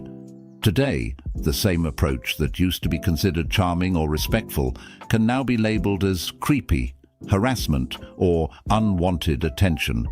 The idea of a man seeing a woman and get intimidated is just ridiculous, because let's be real, men have approached women for thousands of years. It's literally in their nature. Men aren't suddenly scared of a pretty face. What they are scared of is the reaction, the judgment, the embarrassment. And nowadays, that environment is hostile. One of the things that I'm dreading so bad as a single mom is whenever I do decide to get back into the dating scene, which is probably going to be a while. I've been single for 6 years. I don't see myself dating anybody for a good while. Anywho, is having to explain to someone the reason why I have 2 baby daddies. Like, the most embarrassing thing is having to explain that. Like, I almost want to make a TikTok series about it and just send them the link. Does that make sense? Okay, so being a single mom for over a decade with but the thing is that she told on herself. She told the truth right there, that it is embarrassing. Look, it is okay, like, that you're embarrassed by that. Now that is more real, that's more natural, like, because the honesty is there of recognition that, yeah, that is embarrassing, because we all know within us as ladies that we don't want to be that lady. We don't want to be the single mother that is different than the ladies that are not single mothers. That's the truth, and we don't like that feeling, and I understand it. Like, same here, you know. And I think that the thing is that it's okay to feel that way, but you can't just say that that's not the truth now. But that's always going to be the truth, and that is the truth. But understand that it was just something, it was a mistake that you made, whether choosing the wrong guy, or maybe it was just a fling that you didn't mean that to happen, but it was a mistake, and that's okay. But we've lost that accountability for that, of that, oh man, maybe that wasn't a good decision to do that with that man, and the outcome happened where I ended up with a kid that I didn't do it the right way. And that is all within us, that we know the truth of that. We just have lost the accountability that it was on our end and our choice too, that happened. It wasn't just the guy's fault that he gave you a kid. No, it was your decision as well. You partook in that choice, and we lost that accountability on our end for it, you know? Yeah, and it's not his responsibility. Yeah. It's not the guy that you're about to date responsibility. He's a blessing in your life if he decides to come in and take on a child that isn't his, because he absolutely shouldn't. And I think some of these women understand that. 100%. Having gone to prison, but also being a lawyer before that and an investment banker and all sorts of other things makes it really hard to date. And what I'm finding is so many men are intimidated.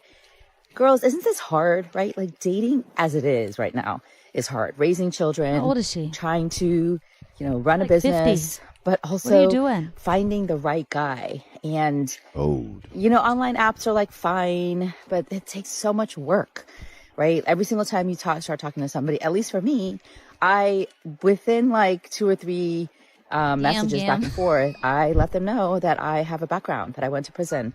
And sometimes people delete me, or maybe they look me up and then they delete me, or maybe they're just intimidated by me because now I, kind of go around and share my story and help people through my story. Now we're just delusional at this point. It's so hard these days. It's really frustrating. This woman cannot be real. She said she's an ex-convict. What did you just say? No, you go find you a prison ex-felon fella. That's what you need to be. You need to be on the, what is it called when the prisoners just got out? Like, you need to find those. The slammer. Yeah, you need to be looking in the slammer for your husband. Like, come on. Prison is crazy. That is, look, okay. Look, okay, let me bring it back let me sympathize, because I too am a woman. Okay.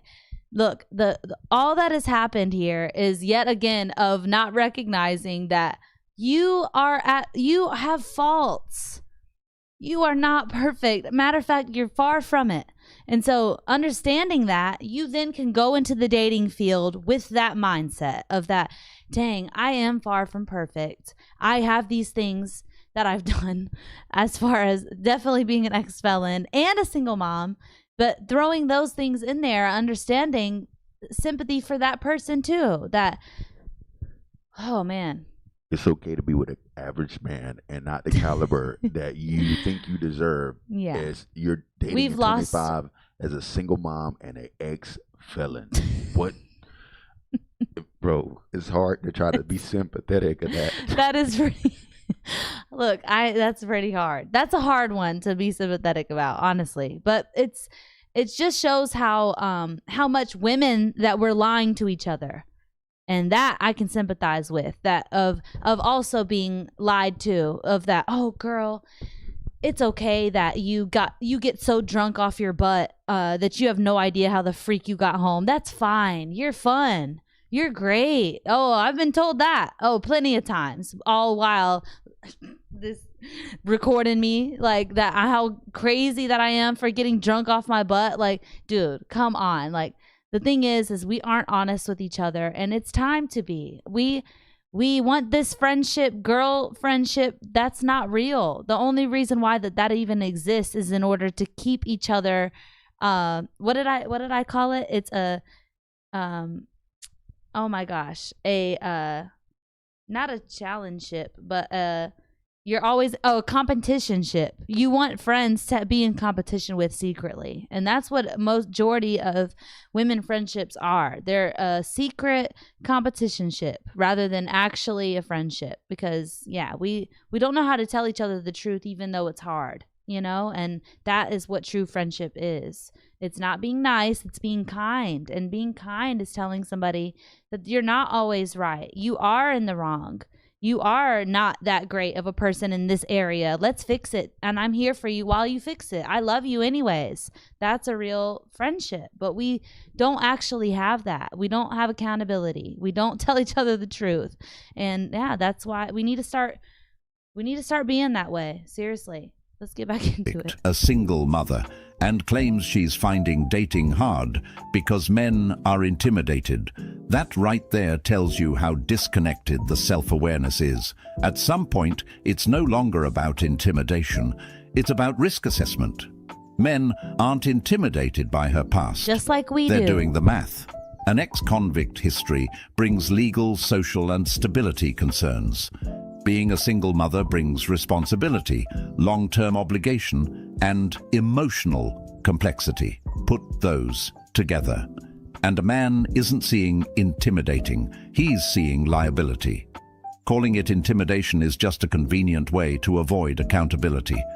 It reframes rejection as a flaw in men rather than a consequence of choices. Instead of asking, why would a man hesitate to take this on? The narrative becomes, men are scared of strong women. That's not strength, that's deflection. I just need to know if this is a common occurrence for guys and if they all do this. So if you're a guy, please listen because I just need to know. But what's the point in texting a girl saying, hey, what are you doing this weekend? And, going about the conversation, but then the second the girl asks to hang out or comes up with a plan for hanging out, you just ghost her. Or then you all of a sudden have a reason why you can't hang out. And it's like the same cycle every single time you text. It's like, I'm not texting you first, you're texting me first. So what's the point in texting me and wanting to talk with me if you just don't want to hang out? One of the major reasons why people aren't getting married is because a lot of men don't want to commit anymore. They're terrified of the thought of divorce proceedings and the financial implications of it. So you've got a whole vast group of men in the last 10 to 20 years who are saying, I don't need this commitment. I can just live with them. Okay. And that is why there is that change in the statistics. There's also a drop off a little bit of divorce statistics because, of course, if less people are getting married, less people are getting divorced. Of course. But the statistics of people living together are increasing. I think one of the many reasons why it's so hard to date as a single mom, there are many reasons, but I feel like some men can be quite intimidated by a woman that is doing it all herself. And I have help. I do. I have this a intimidation small, thing. but Oh my very gosh. consistent support system. But for the most part, I do a lot of this shit on my own, and it's exhausting, but I get it done. I feel like some men are just intimidated by that. Some of the men that I've gone on dates with, which it has been a long time, but I feel like they want to be needed by me so badly. They want to be needed, and I don't need them for paying bills, for planning trips, for I can do that if I want to. I want somebody to emotionally connect with. I want somebody that Okay. This is where choose your hard. You are choosing the route of doing it on your own. Being a career woman, you had your baby. Okay, you're doing the career thing. You're doing the single mom thing. Okay, you choose that. But don't expect that by going down that route and that's the hard that you want to choose of you don't actually want to work, but you're working anyways because you are gritty like that. Ooh, yeah, get it, girl. You want to choose that route. Okay. But you can't also want this route as well of having babies and the husband and you get to stay home and you get to do this and that. You can't.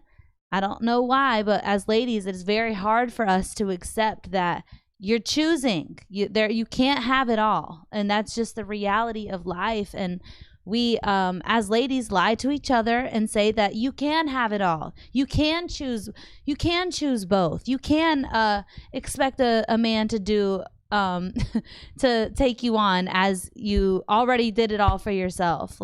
No, it's not real. It's just not a real life situation. It doesn't occur that way. She became a man and a helpmate, and now she became a man and she's also a helpmate, and she's trying to now place a man in a helpmate position, Yes, so that she can dump him afterwards because in actuality, her nature doesn't align with that. It will not align with it. She's unaware of herself, and that's why men don't. The only way to work back of going down this route, because I did basically the same thing. I did the career route.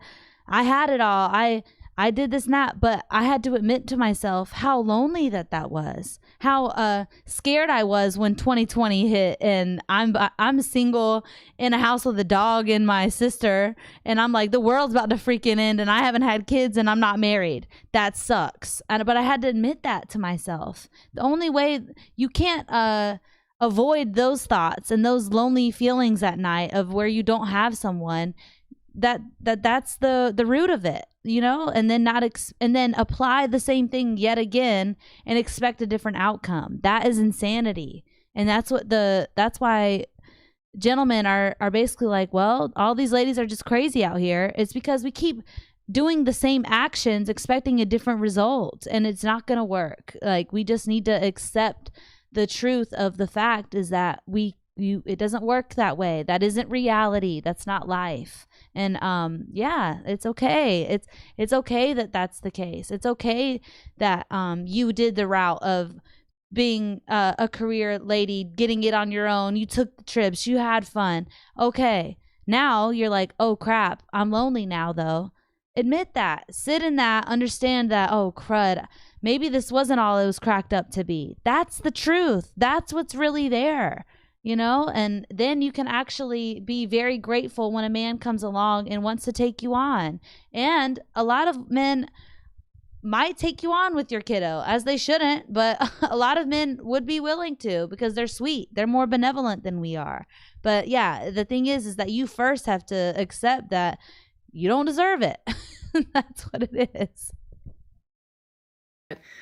Can listen to me vent and not be defensive. I want somebody that is vulnerable. I want somebody that we can form a deep connection together. And I just feel like most of the men that I've dated, they want to hold some power over me, whether or not they do it maliciously. Let's address the first point. She mentioned that some men are intimidated by single mothers who can take care of themselves and doing it all alone. That statement is nonsense, simply because men do not care about that, whether you're taking care of yourself and doing it all. Men aren't sitting there thinking, wow, she pays her bills and raises her kid alone. I'm intimidated. That's not how men operate. And the second thing is that she's not taking accountability.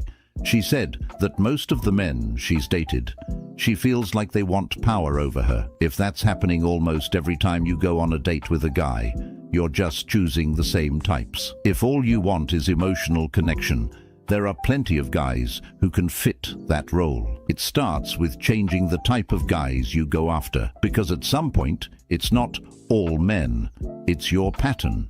If every single relationship ends the same way, with the same type of man, the same behavior, the same complaints, that means you're the common denominator in your own dating choices.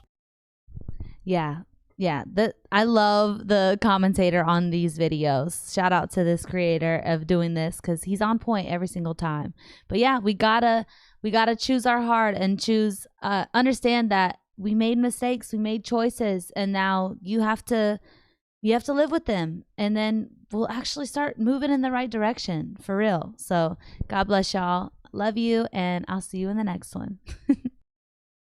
As a woman, it was a lot easier to just claim that everyone's a 10 in order to not have to accept the fact that I indeed am not a 10 myself. And so what we do as ladies is, oh, girl, you're a 10, in order to keep us all at 10s, but secretly be like, she looks horrible in this. Like, that's really what's going on behind the curtain, you know? So I'm here to kind of walk those things back. And before we get started into the video, I have a comment from Randall777.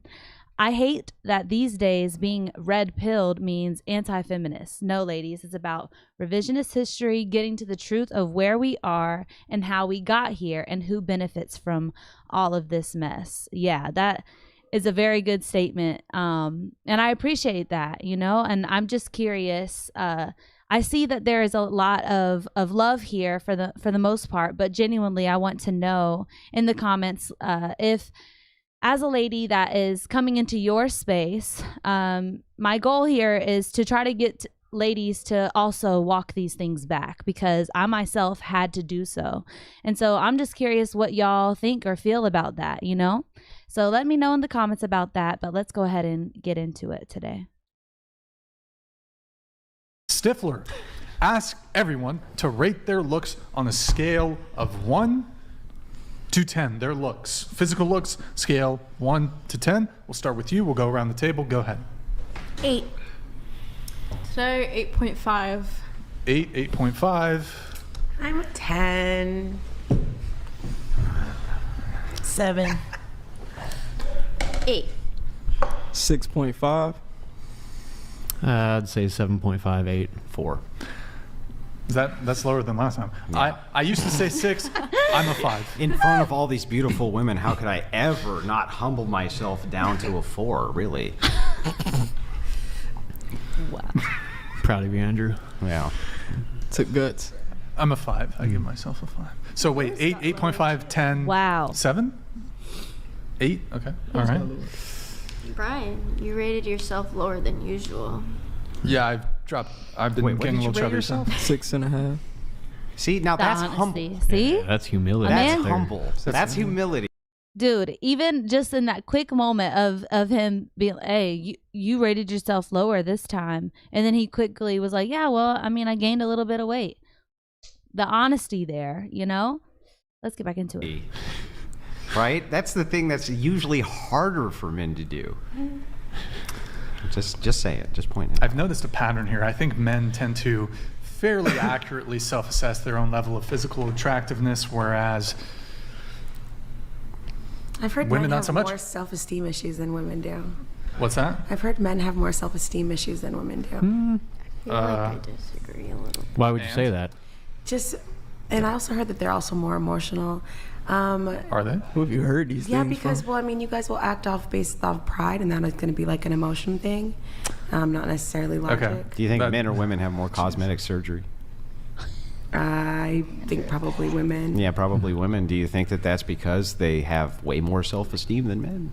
I That's a good don't point. think that necessarily what I'm talking about is the same thing. I just mean like, Well, I think it is. Symmetric.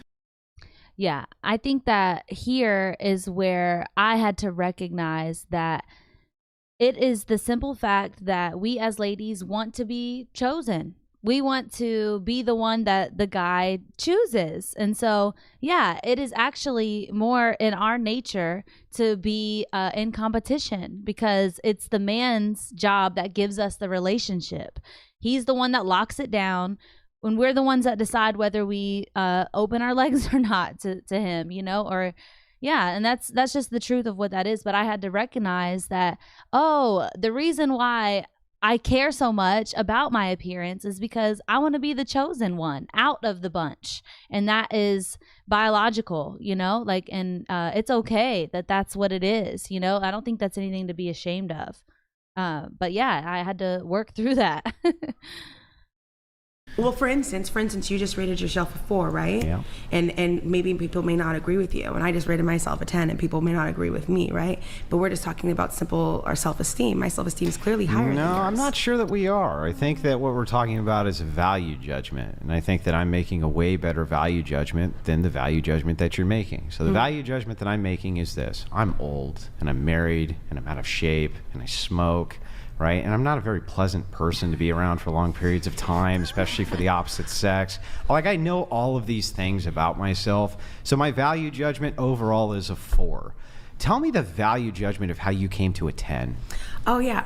I just think that in general, we should think that we are great. Right. So you just decided it there's no value judgment there. You just decided it. Yeah, he asked me what I would rate myself, and because it's my opinion Looks. about myself. Just looks. It took a long time for me to love myself, and I do now. And so, yeah, I think that, like, you know, I'm a Misty 10. Yeah. I have a question. Right there is a product of what we do as ladies, which is, if you feel this way about yourself, then that's what you are. And the whole point that makes that so not true is that regardless of what you feel, that's still there's the underlying thing of truth. Like there's always the truth that is always there, because even though no matter what, it's not true acceptance, because that's just accepting what you want to be true. That's not accepting. It's not truly accepting what it is. And I think that that's where we very then we wonder why we're crazy. Why are we 1 second we're super happy and 1 second we're not? Oh, because maybe you didn't actually accept the fact that, oh, maybe, you know what, without makeup I'm actually really not that good looking. I actually struggle with acne issues, so that brings me down a little bit. Like, but you know what? When I do makeup and I do this, that's okay. Like, it brings me up a little bit, but I still am this. Then you can actually love yourself. Then you can actually, you know. But we constantly, as ladies, lie to each other about what that process is and what that is actually loving yourself. What is that actually?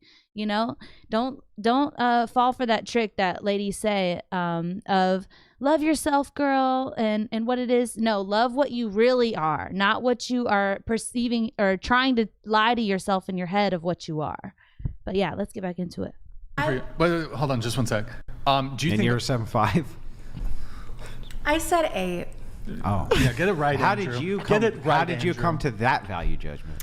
Because I don't put within my value within rigidity. That's not the right word. Rigidity. Thank you. Yeah. I don't put that within that rigidity of certain, I guess, Value judgments. more subjective opinions about what value is, because I know my value, I know my worth, and I know my beauty that I hold within myself for myself, and that is appreciated by other people. Because at the end of the day, beauty is subjective, and it is absolutely within my right to hold myself to a higher value and how I conduct myself in the world around me. Yeah, but when you're talking about the value judgment here, my wife, I'm sure that she has a way higher value judgment of me than I have of me. I would agree that she probably should. From her subjective assessment, she probably thinks I'm a great provider. She thinks I'm a great father. She thinks I take care of all of my responsibilities and duties. She can 100% trust me. So she probably has this really high value judgment of me. But when I'm doing an actual assessment of me, like Andrew Wilson, the person, and my looks and how it's reflected outwards to other people, right? I'm adding this value, this value, this value, this value, this value, like a mathematical formula to come up with that equals 4. What are you doing to come up with that other than I just think that we should have high self-esteem so that because I just think so. Because I know I'm a good person. Because frankly, if we want to get aesthetic. So this reminds me of a conversation that my husband and I had of where we're manipulative as women. And what we don't even realize about that, of us being manipulative, is that it's actually built for our partner. We are made to be manipulative, to see the better in the guy, to build him up so that he then gets into his full potential, pushes him into his full potential. But what we have done now is use that manipulative thing that we're actually really good at to manipulate ourselves into thinking that we are greater than we are. But what is wrong about doing that the other way, to only to ourselves and not to our man, is that we then think that we are better than we are, and then we don't get with anybody, and we just are out here not even willing to deal with anyone, and we're below our repopulation rate because of it. Like, it is that serious. But it's so wild accepting that dang, I am manipulative, like that's the thing that God put in us, though. And so right now we even unknowingly are doing it. And so all that I am here to do is hopefully it's okay that we are manipulative, and that we're actually built to be in a positive way, but for our man, not for ourselves. Like, now we're out here thinking that we're better than we are, and it's It's just ruining things. It really is. I don't have a busted face. I'm fat. And if people want to reduce my value because of my fatness, that's not my problem. And that is not the ideology I hold for myself. I am someone who is pursuing weight loss, not for aesthetics, not for looks, but for my health. And it is something I'm moving forward with because I have been for the past 2 to 3 years now working on my self-love and loving myself into a place to care enough about myself to take my health back into control. When I was being consistently shamed, when I was gang stalked on r/fat people hate in 2015, when I have Looks like it worked. I'm still speaking. I mean, it looks like it worked. I'm still right? speaking. It worked because you're going to change. You're really great at over talking and being disrespectful, and I'd love the opportunity to get my point across. Okay, but so just to cut in here a little bit, the original question was rate your looks, because you mentioned your personality. You have a great personality or whatever it is. And like I said, my See how fatness manipulative doesn't that devalue is? me. Why? So I'm an A. He just said it. See how quick that we go to manipulating? We don't even mean to, is that they asked about looks. And then we start talking about other things. Like, that is so sneaky and quick. Like, but if we don't catch it, then, oh, dang, I did do that. Oh, snap. That isn't what you asked me. My bad. Like, but we have to recognize it, because then we just look insane to these gentlemen. Like, they're like, what? Because men are very logical and simple, and we are more emotional and don't mean to do these things, but we're built that way, you know? And the quicker that I accepted that, I actually started feeling more peace and joy in my life, and actually could appreciate my relationship, you know, and stay in it, you know. Let's get back into it. Why doesn't it? Because I think that fat can be beautiful. It's my assessment of my looks, right? Yeah, but why is it that your own assessment of your looks has nothing to do with how the external world perceives you? That's my problem. Because I don't give a shit. Right, because you don't care, so there's no real value judgment.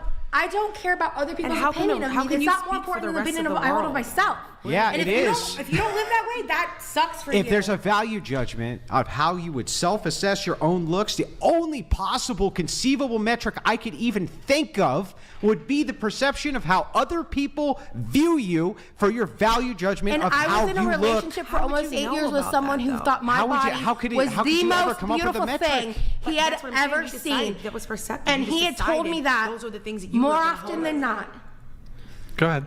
He had told me that more often Wait, than can not. you speak certain? Yeah, he had told me that more often than not. I just wanted to stop this and say that girl over there, the brown woman, is terrible for all women on planet Earth ever. Never.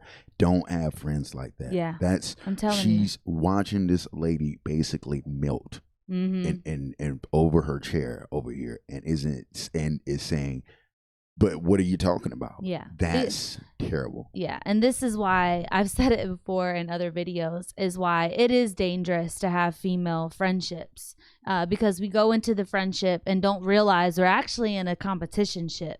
We don't mean it. We don't mean to be, but because we all have it within us to want to be chosen. And so we're trying to be nice and not kind, where kindness actually, sometimes you have to say something that is the truth, but it doesn't feel good. But that's actually a true friendship. But what we do as a competitionship is that we just are nice and are like, yeah, you look great. Yeah. Like, but all secretly like, dang, if I looked like that, oh man. Oh, I would hate that. I would hate looking like that. Like, that's the truth when you go home, and that when you're looking in the mirror, we all have that within us. Even the hottest girls still have those things within them of like, oh no, is my tummy getting too big? Are my veins showing too much? We all have that because it's in our nature. We want to be chosen, you know? But to just say that it's not there at all, that's where we're messing up. That's where we're looking crazy to these guys, and they don't want to even get with us at all or even give it a shot because we're nuts. I have been pursued by many men who think I am gorgeous and beautiful. That perception exists whether you have it or not.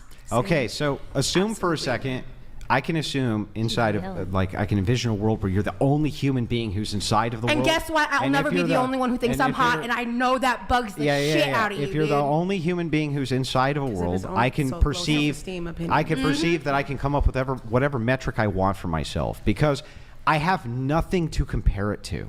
So if I have nothing to compare it to and I have nobody else's value judgment, then I can say I'm the most beautiful person who's ever lived, and that would be true. But if I have the value judgment of hundreds of millions of people to compare the standard to, and I know that I'm below that threshold and just decide that I'm above that threshold anyway, I'm not the only that's not person who based makes on that anything decision. objective. You're just making shit up. No, I'm not, asked us our opinion. So yes, it was a made up opinion from us. Yeah, it is. For sure.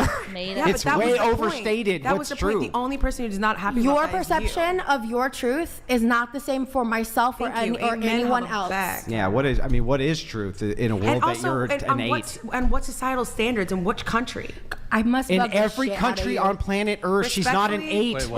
You're ridiculous. It's ridiculous. In different places, different people like different things. Yeah, he's so combative, bro. It's wild. Well, he gets very upset, and then I live in reality. Do you know what reality is? That is the bottom line here, and I've been respectful. We're how many It's not hours disrespectful. I'm just telling you what's true. Oh, what was the energy about me being a mother, bro? That the was energy me. you put towards it. That was me Guys, being let's, able to. No, I'm not interesting gonna. to claim. I've been taking it respectfully for hours now. But to be fair, also, it's interesting to claim to be so religious and so close to Jesus and be so negative. To tell the truth? No, I'm just saying, just to be so What would negative. Jesus do? He'd be like, you're a 10, he would sweetheart. Turn the Forget other cheek. objective reality. He would turn the other cheek. If I believed he would turn the other cheek. love me as one of God's children. Yes. He would have known that it's my journey and my life. But he would know you're fat too, whether he loves you or not. And you know what? Being fat is not bad. It's embarrassing though to And claim that's the the religion you fundamental have. disagreement we Which have. is how insane.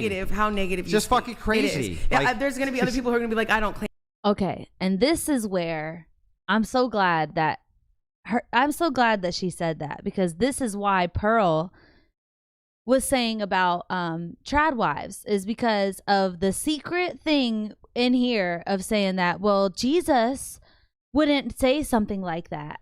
Look, the reason that's where we start mixing things up is because we don't mean to do it. We really don't mean to do it, but we start mixing that up because the truth is the truth. And Jesus says that I am the way, the truth, and the life.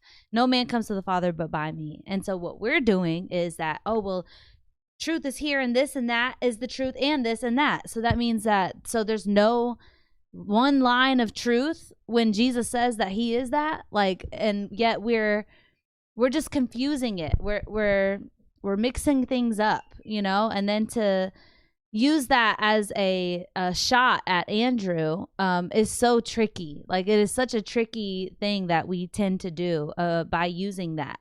But because we don't want to accept the truth because it hurts a little bit, which is wild. Like, that's the biggest thing of our issues. Just because it hurts a little bit, we will say that isn't the truth at all. This is. That's why that's the main issue of that we have as ladies right now, you know? So yeah, there's no actual truth in a woman's brain, and we got to fix that. We really do. But yeah, God bless y'all. Thank you for supporting the channel. Love you guys, and I'll see you in the next one. The biggest lie I ever told myself was that I didn't need a man, all while getting so drunk off my butt that I couldn't remember how I got home or anything, frankly, from that night sometimes, which is due to the world being built by men and it being safe and staying safe because of you. And I think that a lot of, not just me, but a lot of us women overlook that.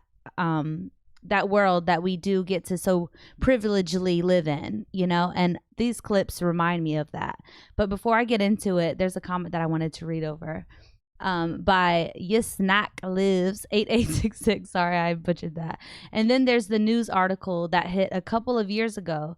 Dude saves a drowning woman, and afterwards she sued him for touching her inappropriately, and there was a lawyer who thought it was a good idea. Yeah, hope you all can swim. I have a family to take care of. Yeah, see what I'm saying? Luckily, the guys that were around me when I was like that did choose to still save me, or, you know, look the other way.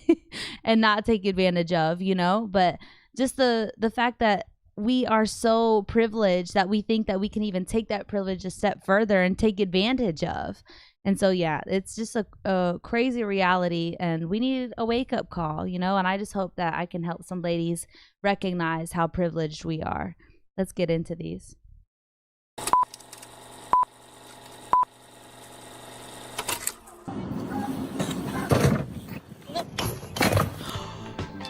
I think we're off to a great start. What's something women don't admit, but absolutely all do? What did you do with this video? Okay. I just want to know how you feel about men. I hate most of them. I just think most of them are not very useful anymore. Like, as women have grown, we take care of ourselves, and unless you're really going to elevate our life, like, what are you here for? Oh, sweet irony. Meanwhile,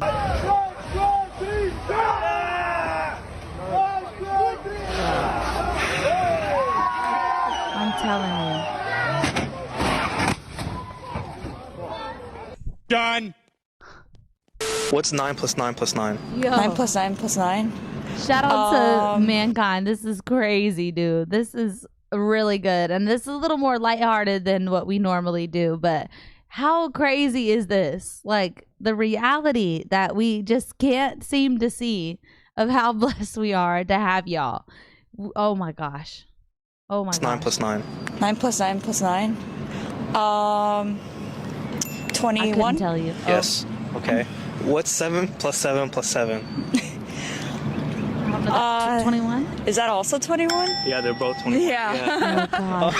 This is 2014. I'm telling Women you. are smart now.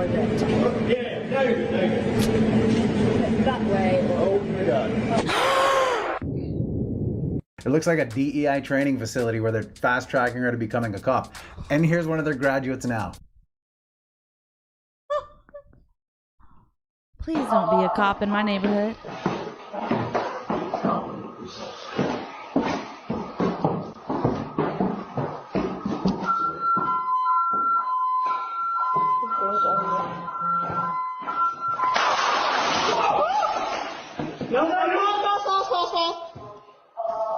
There's a fucking mirror, bro.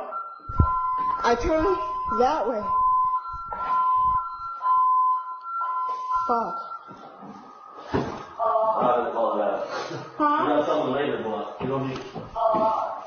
But we have to finish taking clearing. Yeah. Are you kidding me? That's what I said here. I didn't hear you screaming. You alright? Yeah. Oh. I didn't do anything. There's a door right here. Get off the force, bro. 911, what's your Stop. emergency? Firstly, please don't send a female cop. I'm serious. Laughing like you didn't just shoot holes in that man's walls. So she was literally shooting at the first thing she saw, no matter what. So Bro, she saw another cop in kid. the mirror and opened fire. Kids, dogs, just y'all are all cooked, okay? Yo, we're just oh my goodness. But it's okay. Like, okay. All right, let me bring myself back to humble myself real quick.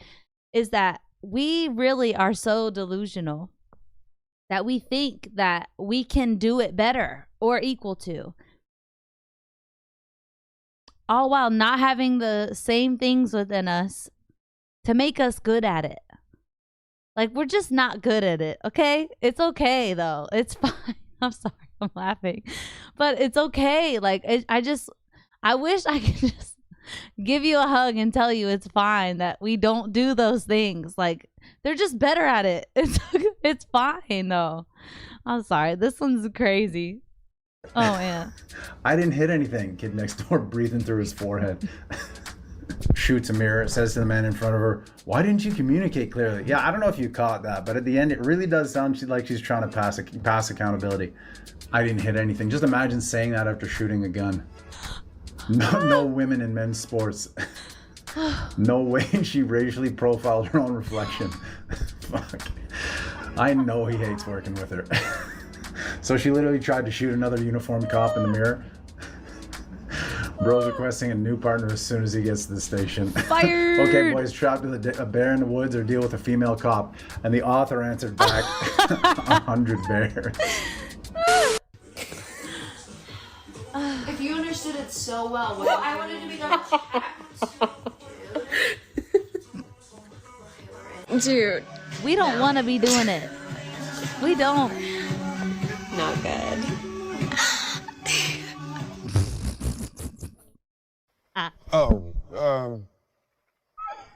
Good job. So you had shared that Yes. you drink your own period blood, right? Yes. And your own urine. Yes. I think it's important to remember that. All right, we're done here. What to do if you are approached in public by a boy? She needed a man to come around and tell her, don't do that. Look at the things you do. Don't do that. I saw on TikTok Yeah, where don't do that. there, if you drink your period blood, that it's gonna give you aging backwards abilities. Don't do that. Oh man, darn it! Hi. Hey. Yeah, that sounds about right. Meanwhile, Can we bring back catcalling? Not specifically but like flirting. Men don't do it anymore. And I noticed this because they don't walk up to bars and they don't flirt, like at the gym, anywhere. Men don't walk up to anyone anywhere. But they don't even catcall. Like the creepy men who used to catcall don't even do that anymore. Men have gotten like afraid to talk to women. I wonder what could have happened. Gee, let me think. I'm literally shaking right now because I just had a man approach me in a parking lot. So this guy, I am alone with my son, by myself, a woman, and a male approached me in a parking lot. He's, "Excuse me, miss." What an asshole! I don't know why in the hell he was approaching me or what he was trying to do. And before he was probably 30 feet from me when he said, "Excuse me, ma'am." And I turned around and I literally yelled at him and I said, "Do not approach me." I didn't do fucking shit. You see this? You see my point? Super frustrating, I bro. just want to know why I show up to Costco looking like this.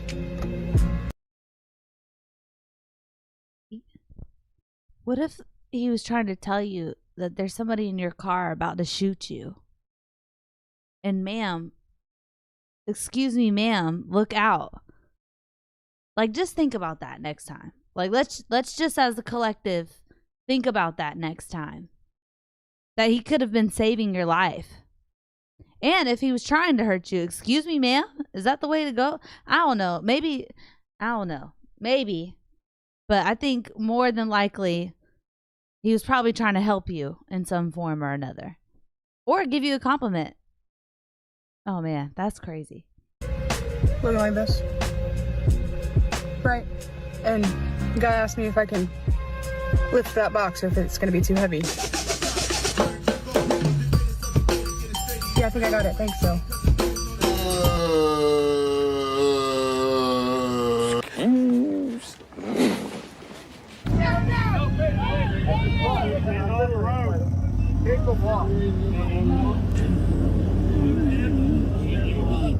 That's dumb. That is a dumb, stupid, dumb idea. Hey, get the fuck in the vehicle! Hey, get in it, you dumb fuck! Get out! Get inside! No, you're not listening. It's not registering, okay? Hey! Get inside! Get in the buggy, you dumb fuck! They're all trying to help her. Oh my gosh. You're a fucking idiot! You're an idiot! It's more like natural selection. That's crazy. I don't believe you. What is she doing? I never know what she's doing. Yo, the edits on this are crazy. If every drunk redneck is telling you to get in the vehicle, that may be an indication of something. Like, yeah, have you not seen videos of what drunken country boys are capable of? For fuck's sakes. Proof that stupid is a real disease today. I say let natural selection take its course. I'm sure she's a homie hopper. Drunk and screws everyone's friend. I mean, I don't know where that came from, but sure. At a certain point, I low-key wanted that shit to tip over. Aware of nothing, offended by everything. Oh, what wow. A dumb mud cricket. Look, I will apologize in advance if this is some slur I've never heard of. Like, I'm sorry, but that's just a hilarious term that I've never heard before. She's trying to be the main character. Surprised you've made it this far in life. People like her are the reason there's opening instructions on sliced cheese. Imagine a crowd of people yelling, Yeah. Imagine a crowd of people yelling, calling you a dumb fuck. Should have let natural selection play out. I know what I'm doing. No, the fuck you don't. Was I the only one hoping she learned the hard way? The hard way. Let Darwin work. Yeah, I think it's about that time. You want to be super magnetic. Walk into the room and you imagine that you're taking each four corners of the room and you're putting them in your pocket. Ooh. Hi. Oh, it's you. How are you? Shut the fuck up for a second.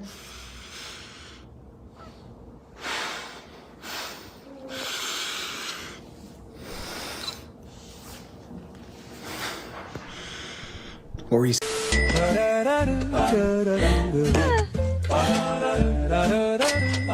This is not okay. We have grown men still working in mines underground. It's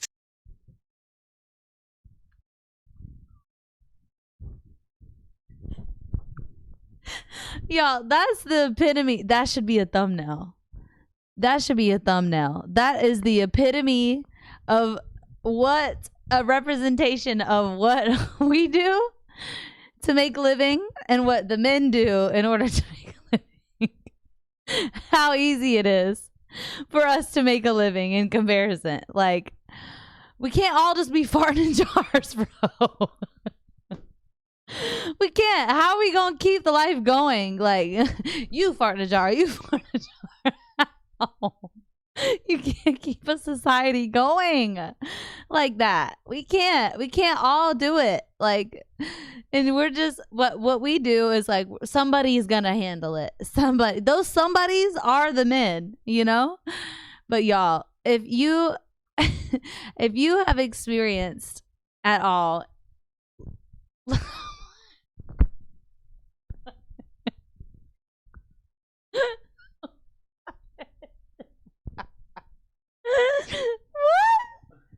If you ever had a girl fart in a jar and save it and sell it, and you know somebody that actually did something of that nature, or that extreme and ridiculous, yeah, please. And what was their attitude? Like, what is their demeanor? Like, it's got to be that of, like, you owe me something. Like, you owe me something, right? They sell. Yeah. Y'all, come on. I'm buying it.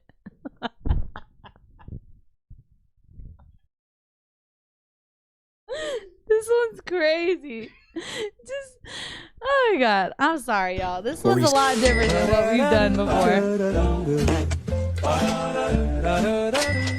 This is not okay. We have grown men still working in mines underground. It's 2025, and look at this. We have progressed so much as a society that this is not okay. We need more women in the mines. Do you believe in women? I believe in women. Do you believe in women? Then you should be marching in the streets. We need more women in the mines. We'll have a happy new life and we'll have equal rights for all. Yay!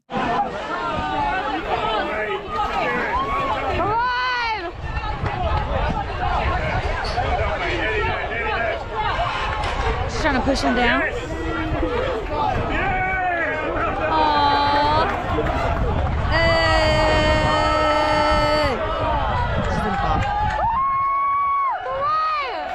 Oh, he's gonna. And we don't need men. Come on. Swing. Now this is a really cool video. Very impressive what this man did, right? And look, maybe they're in a successful relationship too. I don't know, honestly, but I just couldn't help my imagination getting the better of me here and thinking of this video as if it played out, as if it were a little bit longer, as if it were a microcosm of modern feminism in today's society. Like, she finishes the race and then tells her friends that she did it all on her own. But even though she did it on her own, she's going to say that race is not built for the success of women. And even though women can succeed at the same rate as men, they can do anything a man can do and they're just as strong as men, well, they still need to make that race easier for women to succeed. You know, That's modern so feminism is real. like a snake eating its tail. It's like this jumble of hangers of contradictory narratives trying to coexist in the same world. I don't know. Maybe my imagination got the better of me this time. I'm not gonna lie, it's a little too much internet for me today. I like my coffee like I like my men. Fuck you. You like to drain them. Sounds about right. Genuinely breaks my heart. Today is my 50th birthday. No husband, no kids. I made the cake myself. I'm not a feminist. I'm not a trad wife, although I do make some damn good sourdough, let me tell you that. I'm just gonna tell you this with two simple truths while I butter this like an idiot.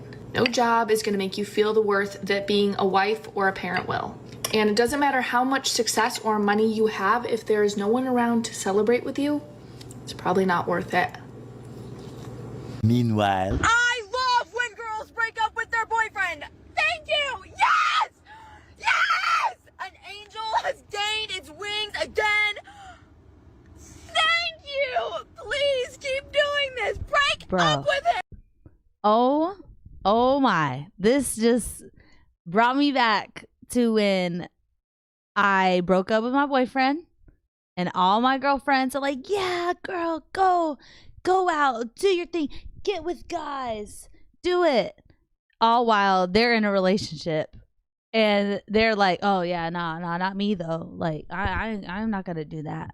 You know, like that. It's just so crazy how we are in secret competition, and so we're like, yeah, anything that I can say to get you off the market, get you to not be looked at. It gets you to keep messing yourself up, so you definitely can't get a guy. Like, we don't even do it purposely. We do it subconsciously, that we're just trying to knock some more people off the block of being chosen. Like, wow, man, that's very real what we do. Like, that is wild. Wow, man.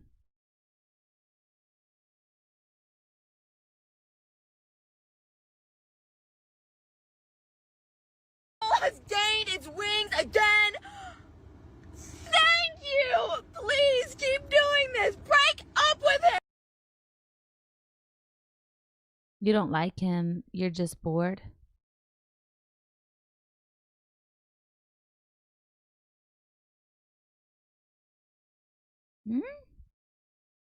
I wish you weren't a liar.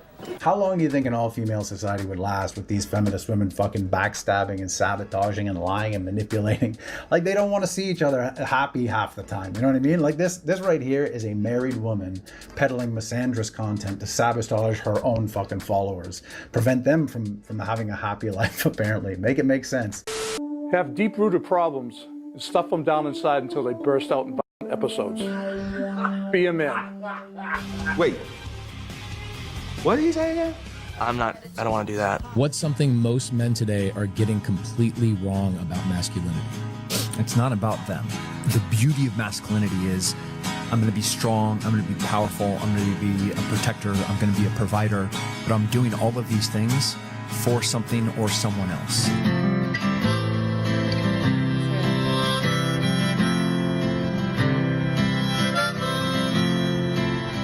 Oh, that's very, very real and profound in that, dude, if only we as ladies could do the same.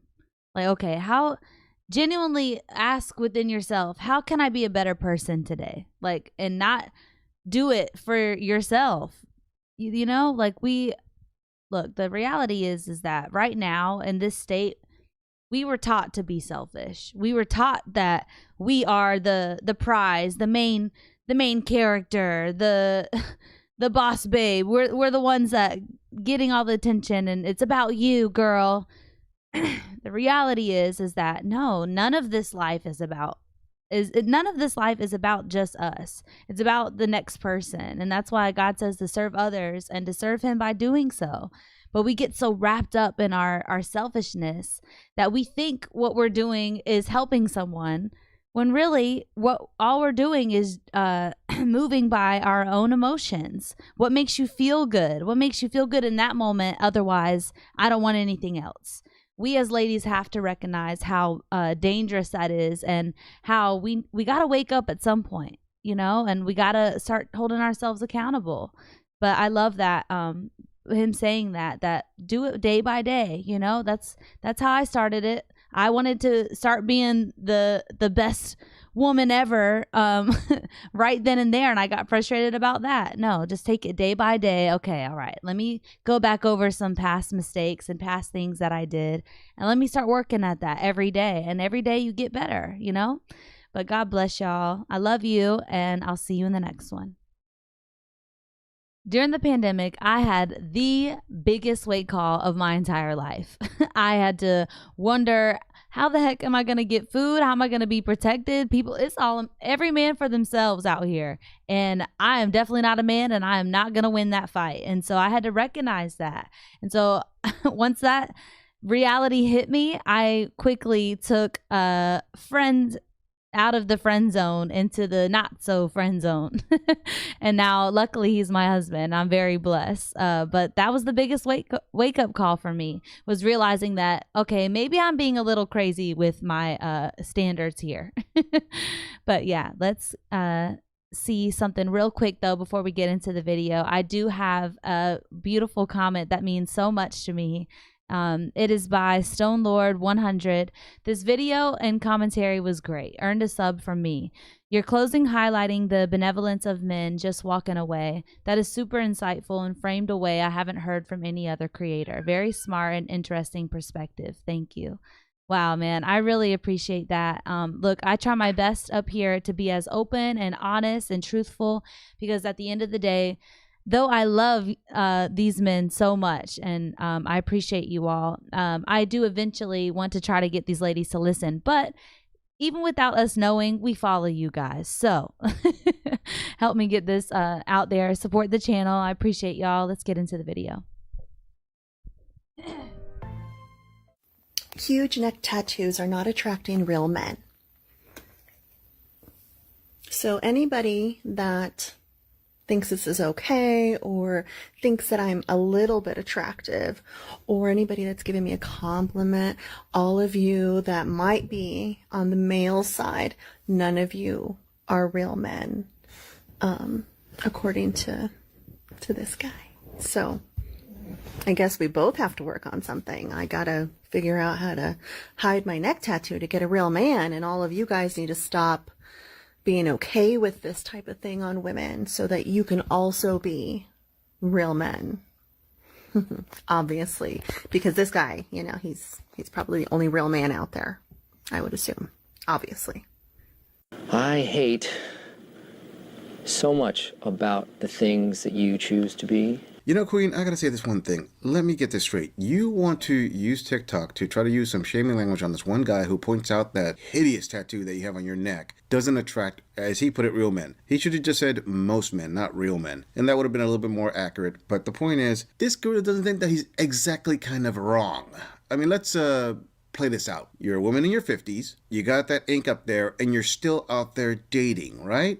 So, quote unquote, so the real man, which is a man you probably want, which is somebody who's going to dedicate himself to a woman to take care of and all that. None of them are putting a ring on it. None of them are saying, hey, you know what? You and me, you're my ride or die. We're going to go the long run. No. And you made other videos of dating other men who are married. I mean, your taco is no longer a taco. Hell, it's not even roast beef. It's God is good, because I definitely, for the male attention, in the wrong ways of attention, I thought about it. I thought about getting tatted up, especially because it was very popular around the time that I was thinking about doing it, and liking tattoos and things like that.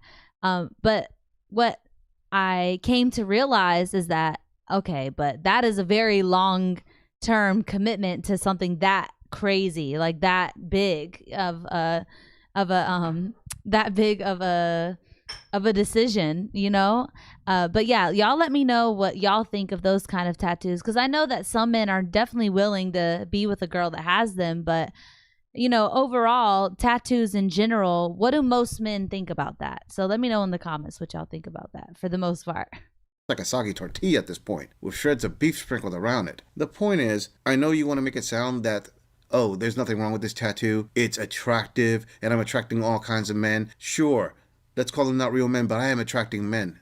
Yes, you're attracting pumps and dumps. You're attracting one-nighters. You're attracting men who are not taking you seriously. And when we look at that neck tattoo, could it be possible that's part of the reason why they're not taking you seriously? Before we move on, I want to say thank you, fam, to all of my subscribers for supporting this channel. I'm not there yet to being able to put links in the who bio, but definitely as soon as we can, we're going to put his link in the bio to go support him as well. So shout out to this creator.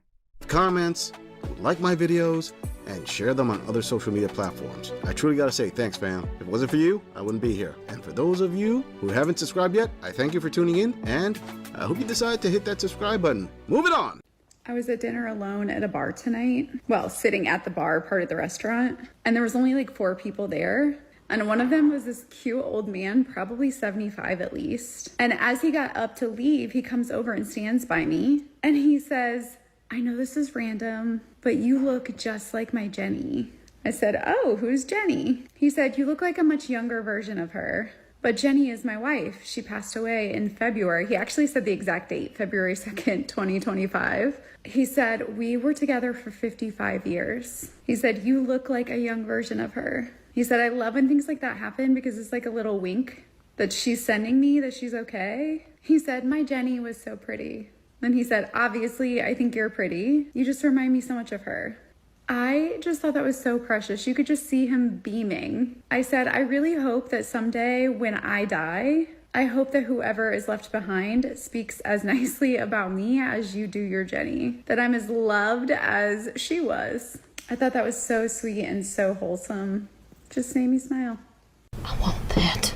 To my female viewers, the 2 of you, listen up. I would love all of you to spread this one around. This is the type of things that 99.9% of all you modern women who believe the womanist Kool-Aid will never have. Yeah, this gorilla said it. Because when you listen to the womanist Kool-Aid of, hey, you can do better, don't settle, you know, keep that hypergamy going. The man who's with you now you can get a better one, just keep going. You're going to get that 6-foot Chad millionaire playboy who's going to dedicate himself only to you. That is a delusional story. That is the Disney sob story that all of you female suckers fell for. This right here, this video, she's talking about a guy who is average. That is not a superstar 75-year-old stud. No, that was just an average guy who probably married his high school sweetheart and dedicated himself his entire life. That's a type of level of love you will never have because you could do better. Because at 7 years, you want to divorce your husband, get that divorce payout. You can be bad by yourself and you want to see what you've been missing out on. Stories like these are so rare. I can't even. What is wild, I love his point on that, is that what we love to do as ladies is say all the things that you want, like in a relationship like that. But what we don't go further into realizing is that, oh, what they did was with this gentleman that's 75 years old, what happened with their relationship? Oh, they just got together. They weren't sitting around waiting for the next better thing to come along and passing all these people going by and waiting till the perfect person shows up. No, what they decided is that, oh, you know what? Wow, you're pretty great. Let's get together. Let's better ourselves together as we grow and build something together. And then you end up with that type of love. But what we like to do is cheat the system and skip all of that and go straight to the part where it feels the best, which is where now he loves me so much. And anytime that anyone that even looks like you after passing, whatever, you know what I'm talking about with that situation. But what we love to do is just skip all of the hard parts of it and want the easy part out of it, which is so wild. It really is. But we gotta go through things with someone. Get with someone, stick it out, work it out with them, and I promise you, then you end up with that type of love. Begin to try to make a joke about it because it's so sad. And the saddest part, it wasn't man who deleted this. It was you, femme fatales. Yeah, let's see if your cats are gonna meow after your passing. Whether they find out that the tall, lonely cat lady is no longer around here to change out their kitty litter. Moving on. Being single sucks balls, okay? I just want cuddles, okay? It's really aggravating that I have to go to bed every night and I don't have a bicep to lay on. I don't even give a what bicep it is at this point. I just want a bicep. I just want cuddles, and it's aggravating as fuck. Pissed off. Maybe I'd be in a good mood every day if I woke up from being cuddled to sleep. I'm about to hire a man to come cuddle me every day. This is. So last Thursday, I went out on a Wow. date with this guy. I met him off the straight up look, the reality is that 9 times out of 10 for every girl there is a guy that is willing to be with you, and we know that as ladies we are just so overly looking at overlooking them that we can't even see that, dude, you could have been had one. It's probably the guy that is in your DMs or that that you have as a friend that comes over for a barbecue randomly, or that you're asking to drive you to somewhere. Oh, hey, can you come lift this heavy thing for me? Yeah, that guy. Yeah, you could have just gotten with him and he'd be a nice bicep to lay on. Yeah, that's a lot better than just complaining about it and being by yourself, you know? I'm telling you. Yeah, do it before it's too late. Like, I had to wake up and I had to realize that myself, you know? Facebook dating app, and we had went to Chili's right down the road. And, you know, I live in a smaller town now. So tell me why this dude tried to have his tongue down my throat while we were sitting in the booth, and I like backing up from him or whatever. And then tell me why I looked over at the bar and then I recognized somebody who I cut their hair. I mean, literally, I give up. I just deleted my Facebook dating app after that or whatever. See ya. The firefighter just left after he You are so old. Grandma, Graham. What? Why are you still dating? I'm sorry. What? You are lucky to have any tongue down your throat at that point. Like, for real. Come on now. That one was just too funny. I'm sorry. Graham out here tripping. completely rearranged my organs. So I'm chilling on the couch right now, sitting on an ice pack because my clam got absolutely bruised and battered during that battle of the people. I don't know where I was going with that. Anyway, just thought I'd update you guys because I know you guys love hearing about my oh so colorful life. Oh my god. Okay, ladies. Why do we do this? Look, this oh my gosh, I can't even, like, the audacity to put it on the internet and it be there to where any man that ever wants to even think about considering taking you seriously then has to hear that. That is on the internet forever. Like, no self-respect at all. Like, whoa.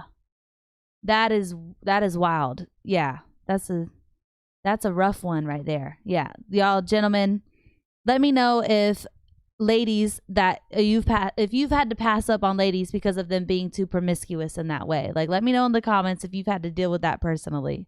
Seriously. All right, fam, to that first queen that's struggling for cuddles. I mean, damn. I don't have to make this up. You're seeing it with your own eyes. This is the consequences of always going after the Chads and Tyrones, the pumps and dumps. They don't believe in cuddles. They just believe in the build-up, the climax, and I'm gonna get something to eat. I'm outies. Bye. So what do you women expect when these guys decide, hey, you're made for slamming, not hugging? You know who does hug out there, ladies? Mr. Average, the average Joes, the guys who hardly get any attention. Trust me, if there's a guy out there that you know that maybe he works at a fast food or maybe he works selling hot dogs as a street vendor, he will cuddle even you. And as to the second queen who's asking, hey, you know, she was on a date and she was with this guy at a bar and he was trying to put his tongue down her throat. Why does that happen? Well, to that I gotta say, hey, you know, there are dog owners out there that love their dogs so much that they don't care what people say, that they'll French kiss their dogs. Yeah, I think that same kind of love level applies here. Now, is this girl saying that you're not attractive? Oh, no. You're definitely like one of the best 1.7s out there. Hands down. You can't get a better 1.7, but maybe, just maybe, instead of complaining about this, you should be thankful that you can find guys that desperate enough to try to do these things for you. I mean, granny, you gotta admit, there can't be an abundance of options for you out there. Or maybe this girl is wrong and there's a bunch of charity cases. And as to the third queen who's telling us tales of the clams, listen, sister, you may not believe this, but this is the type of information you really shouldn't be putting out on social media. Now, this girl understands you're trying to get views, so you're gonna put everything out there. But my question is, are the views worth any future prospects that you may have? Okay, let me change up that question. Do you believe that you're going to find a guy who's going to take you seriously in the future after They see these videos of you talking about some firefighter who came in, took off his rubber suit, and then put Yeah. And this is all rooted because we get pumped and dumped by the guy that's up here, and we're sad about it because they wouldn't just wife us like we're trying to make them do, but without even really saying that to them. You're just pretending, and all these games and stuff, right? All of that, and all of that, but then in the same thing, complaining that there's no guys that I can cuddle, that I can be with. No, you just are wanting that guy to come cuddle with you, but that ain't him. That is not the type of guy that you're wanting. So the thing that men do is, oh, this type of girl is this. That's the type of girl I'm going to go for. What we try to do is make that guy be that type of guy, or else, when it's just not the same type of guy. That's just the reality of what life is. And granted, this is what is so wild about is, yeah, even those guys eventually maybe could be that, but are you going to stick with him until he figures that out and is that guy? Are you going to go through all that mess of him possibly being with other women? We have to choose. And what we have done as ladies is, well, we don't want to make a choice, but we want to complain about each option. That's what men are getting tired of. So let me know, gentlemen, if I'm on the right track with that, because yeah, I can see how that would be very frustrating of that. Well, on both ends, we're screwed. So what do I do here, you know? So yeah, that's a wild thing. It really is. So yeah, God bless y'all. Rubber, and then decided to give your clam some internal yoga stretches. I don't know about you, but this girl would say, hey, you know what? I'm not going to go in where another miner's pickaxe has been swinging away at. I'll find my own little prospect somewhere else. Move it on. So I went on a first date last week with a guy who I met off of Facebook dating. Our vibes were pretty decent at first. Okay, no, I'm not even going to lie. The vibes were decent, okay? Obviously, otherwise I would not have agreed to meet him and go on a date with him. But anyways, we went on a date and things were going well. At the end of the date, he was like, hey, why don't you come back to my place? And I was like, okay. Date's going well, vibes are vibing. We get back to his place and let me lay out the landscape, okay? This man has a 2-bedroom house that has 3 bathrooms in it, okay?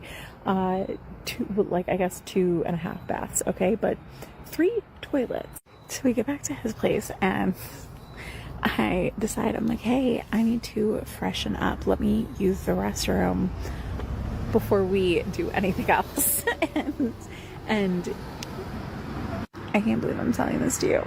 He goes, oh, okay, but I have to tell you something. Okay. He goes, I'm out of toilet paper and I meant to get some, but I don't have any. And I was like, oh, okay. And I figured just like in the bathroom that was the closest to us. No, in all of his bathrooms. All 3 of his toilets did not have any toilet paper. I am sorry, sir. What are you using? Like, I know that y'all don't use as much as us ladies do, but he does not have a bidet. Sir, what are you using? I dipped. Okay. I dipped because bro, and this is where are we just gonna just deny that we too are human and we too forget to get toilet paper, that we too make mistakes? Like, I think that is a huge lie that we're trying to expect of any human. And I think that's super wrong to just be like, oh, look, he admitted that, oh man, I forgot to get toilet paper. Do you know how many times I've forgotten to get toilet paper? Do you know how many times I've forgotten to, and I'm like, oh my gosh, like, the thought of it is, yeah, it's a little gross. Like, oh snap, what am I gonna use? Wash something. Like, what the freak? But to make him feel bad about being a human and forgetting something, I'm sure that you've forgotten your freaking keys in your car. I'm sure that you've forgotten where you put something.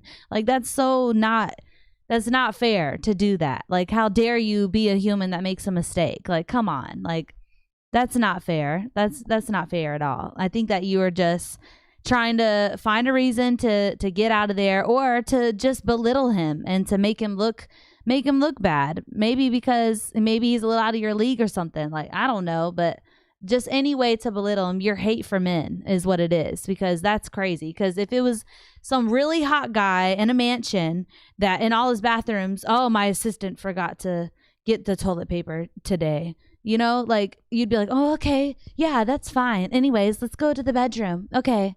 You wouldn't care. Like, that's the truth. Like, come on, dude. Like, that's just not fair. At least let him be a human. Like, come on. That's silly. That's wild. So let me know in the comments of any situation where after a date that they tried to belittle you or something like that. Because these stories, this is the whole reason why I'm up here. These stories and realizing that the delusion that we have as ladies of that we're better than, you know? And so I'm here to try to correct those things. But thank you guys so much for tuning in and helping support this cause. And I love you guys, and I'll see you in the next one.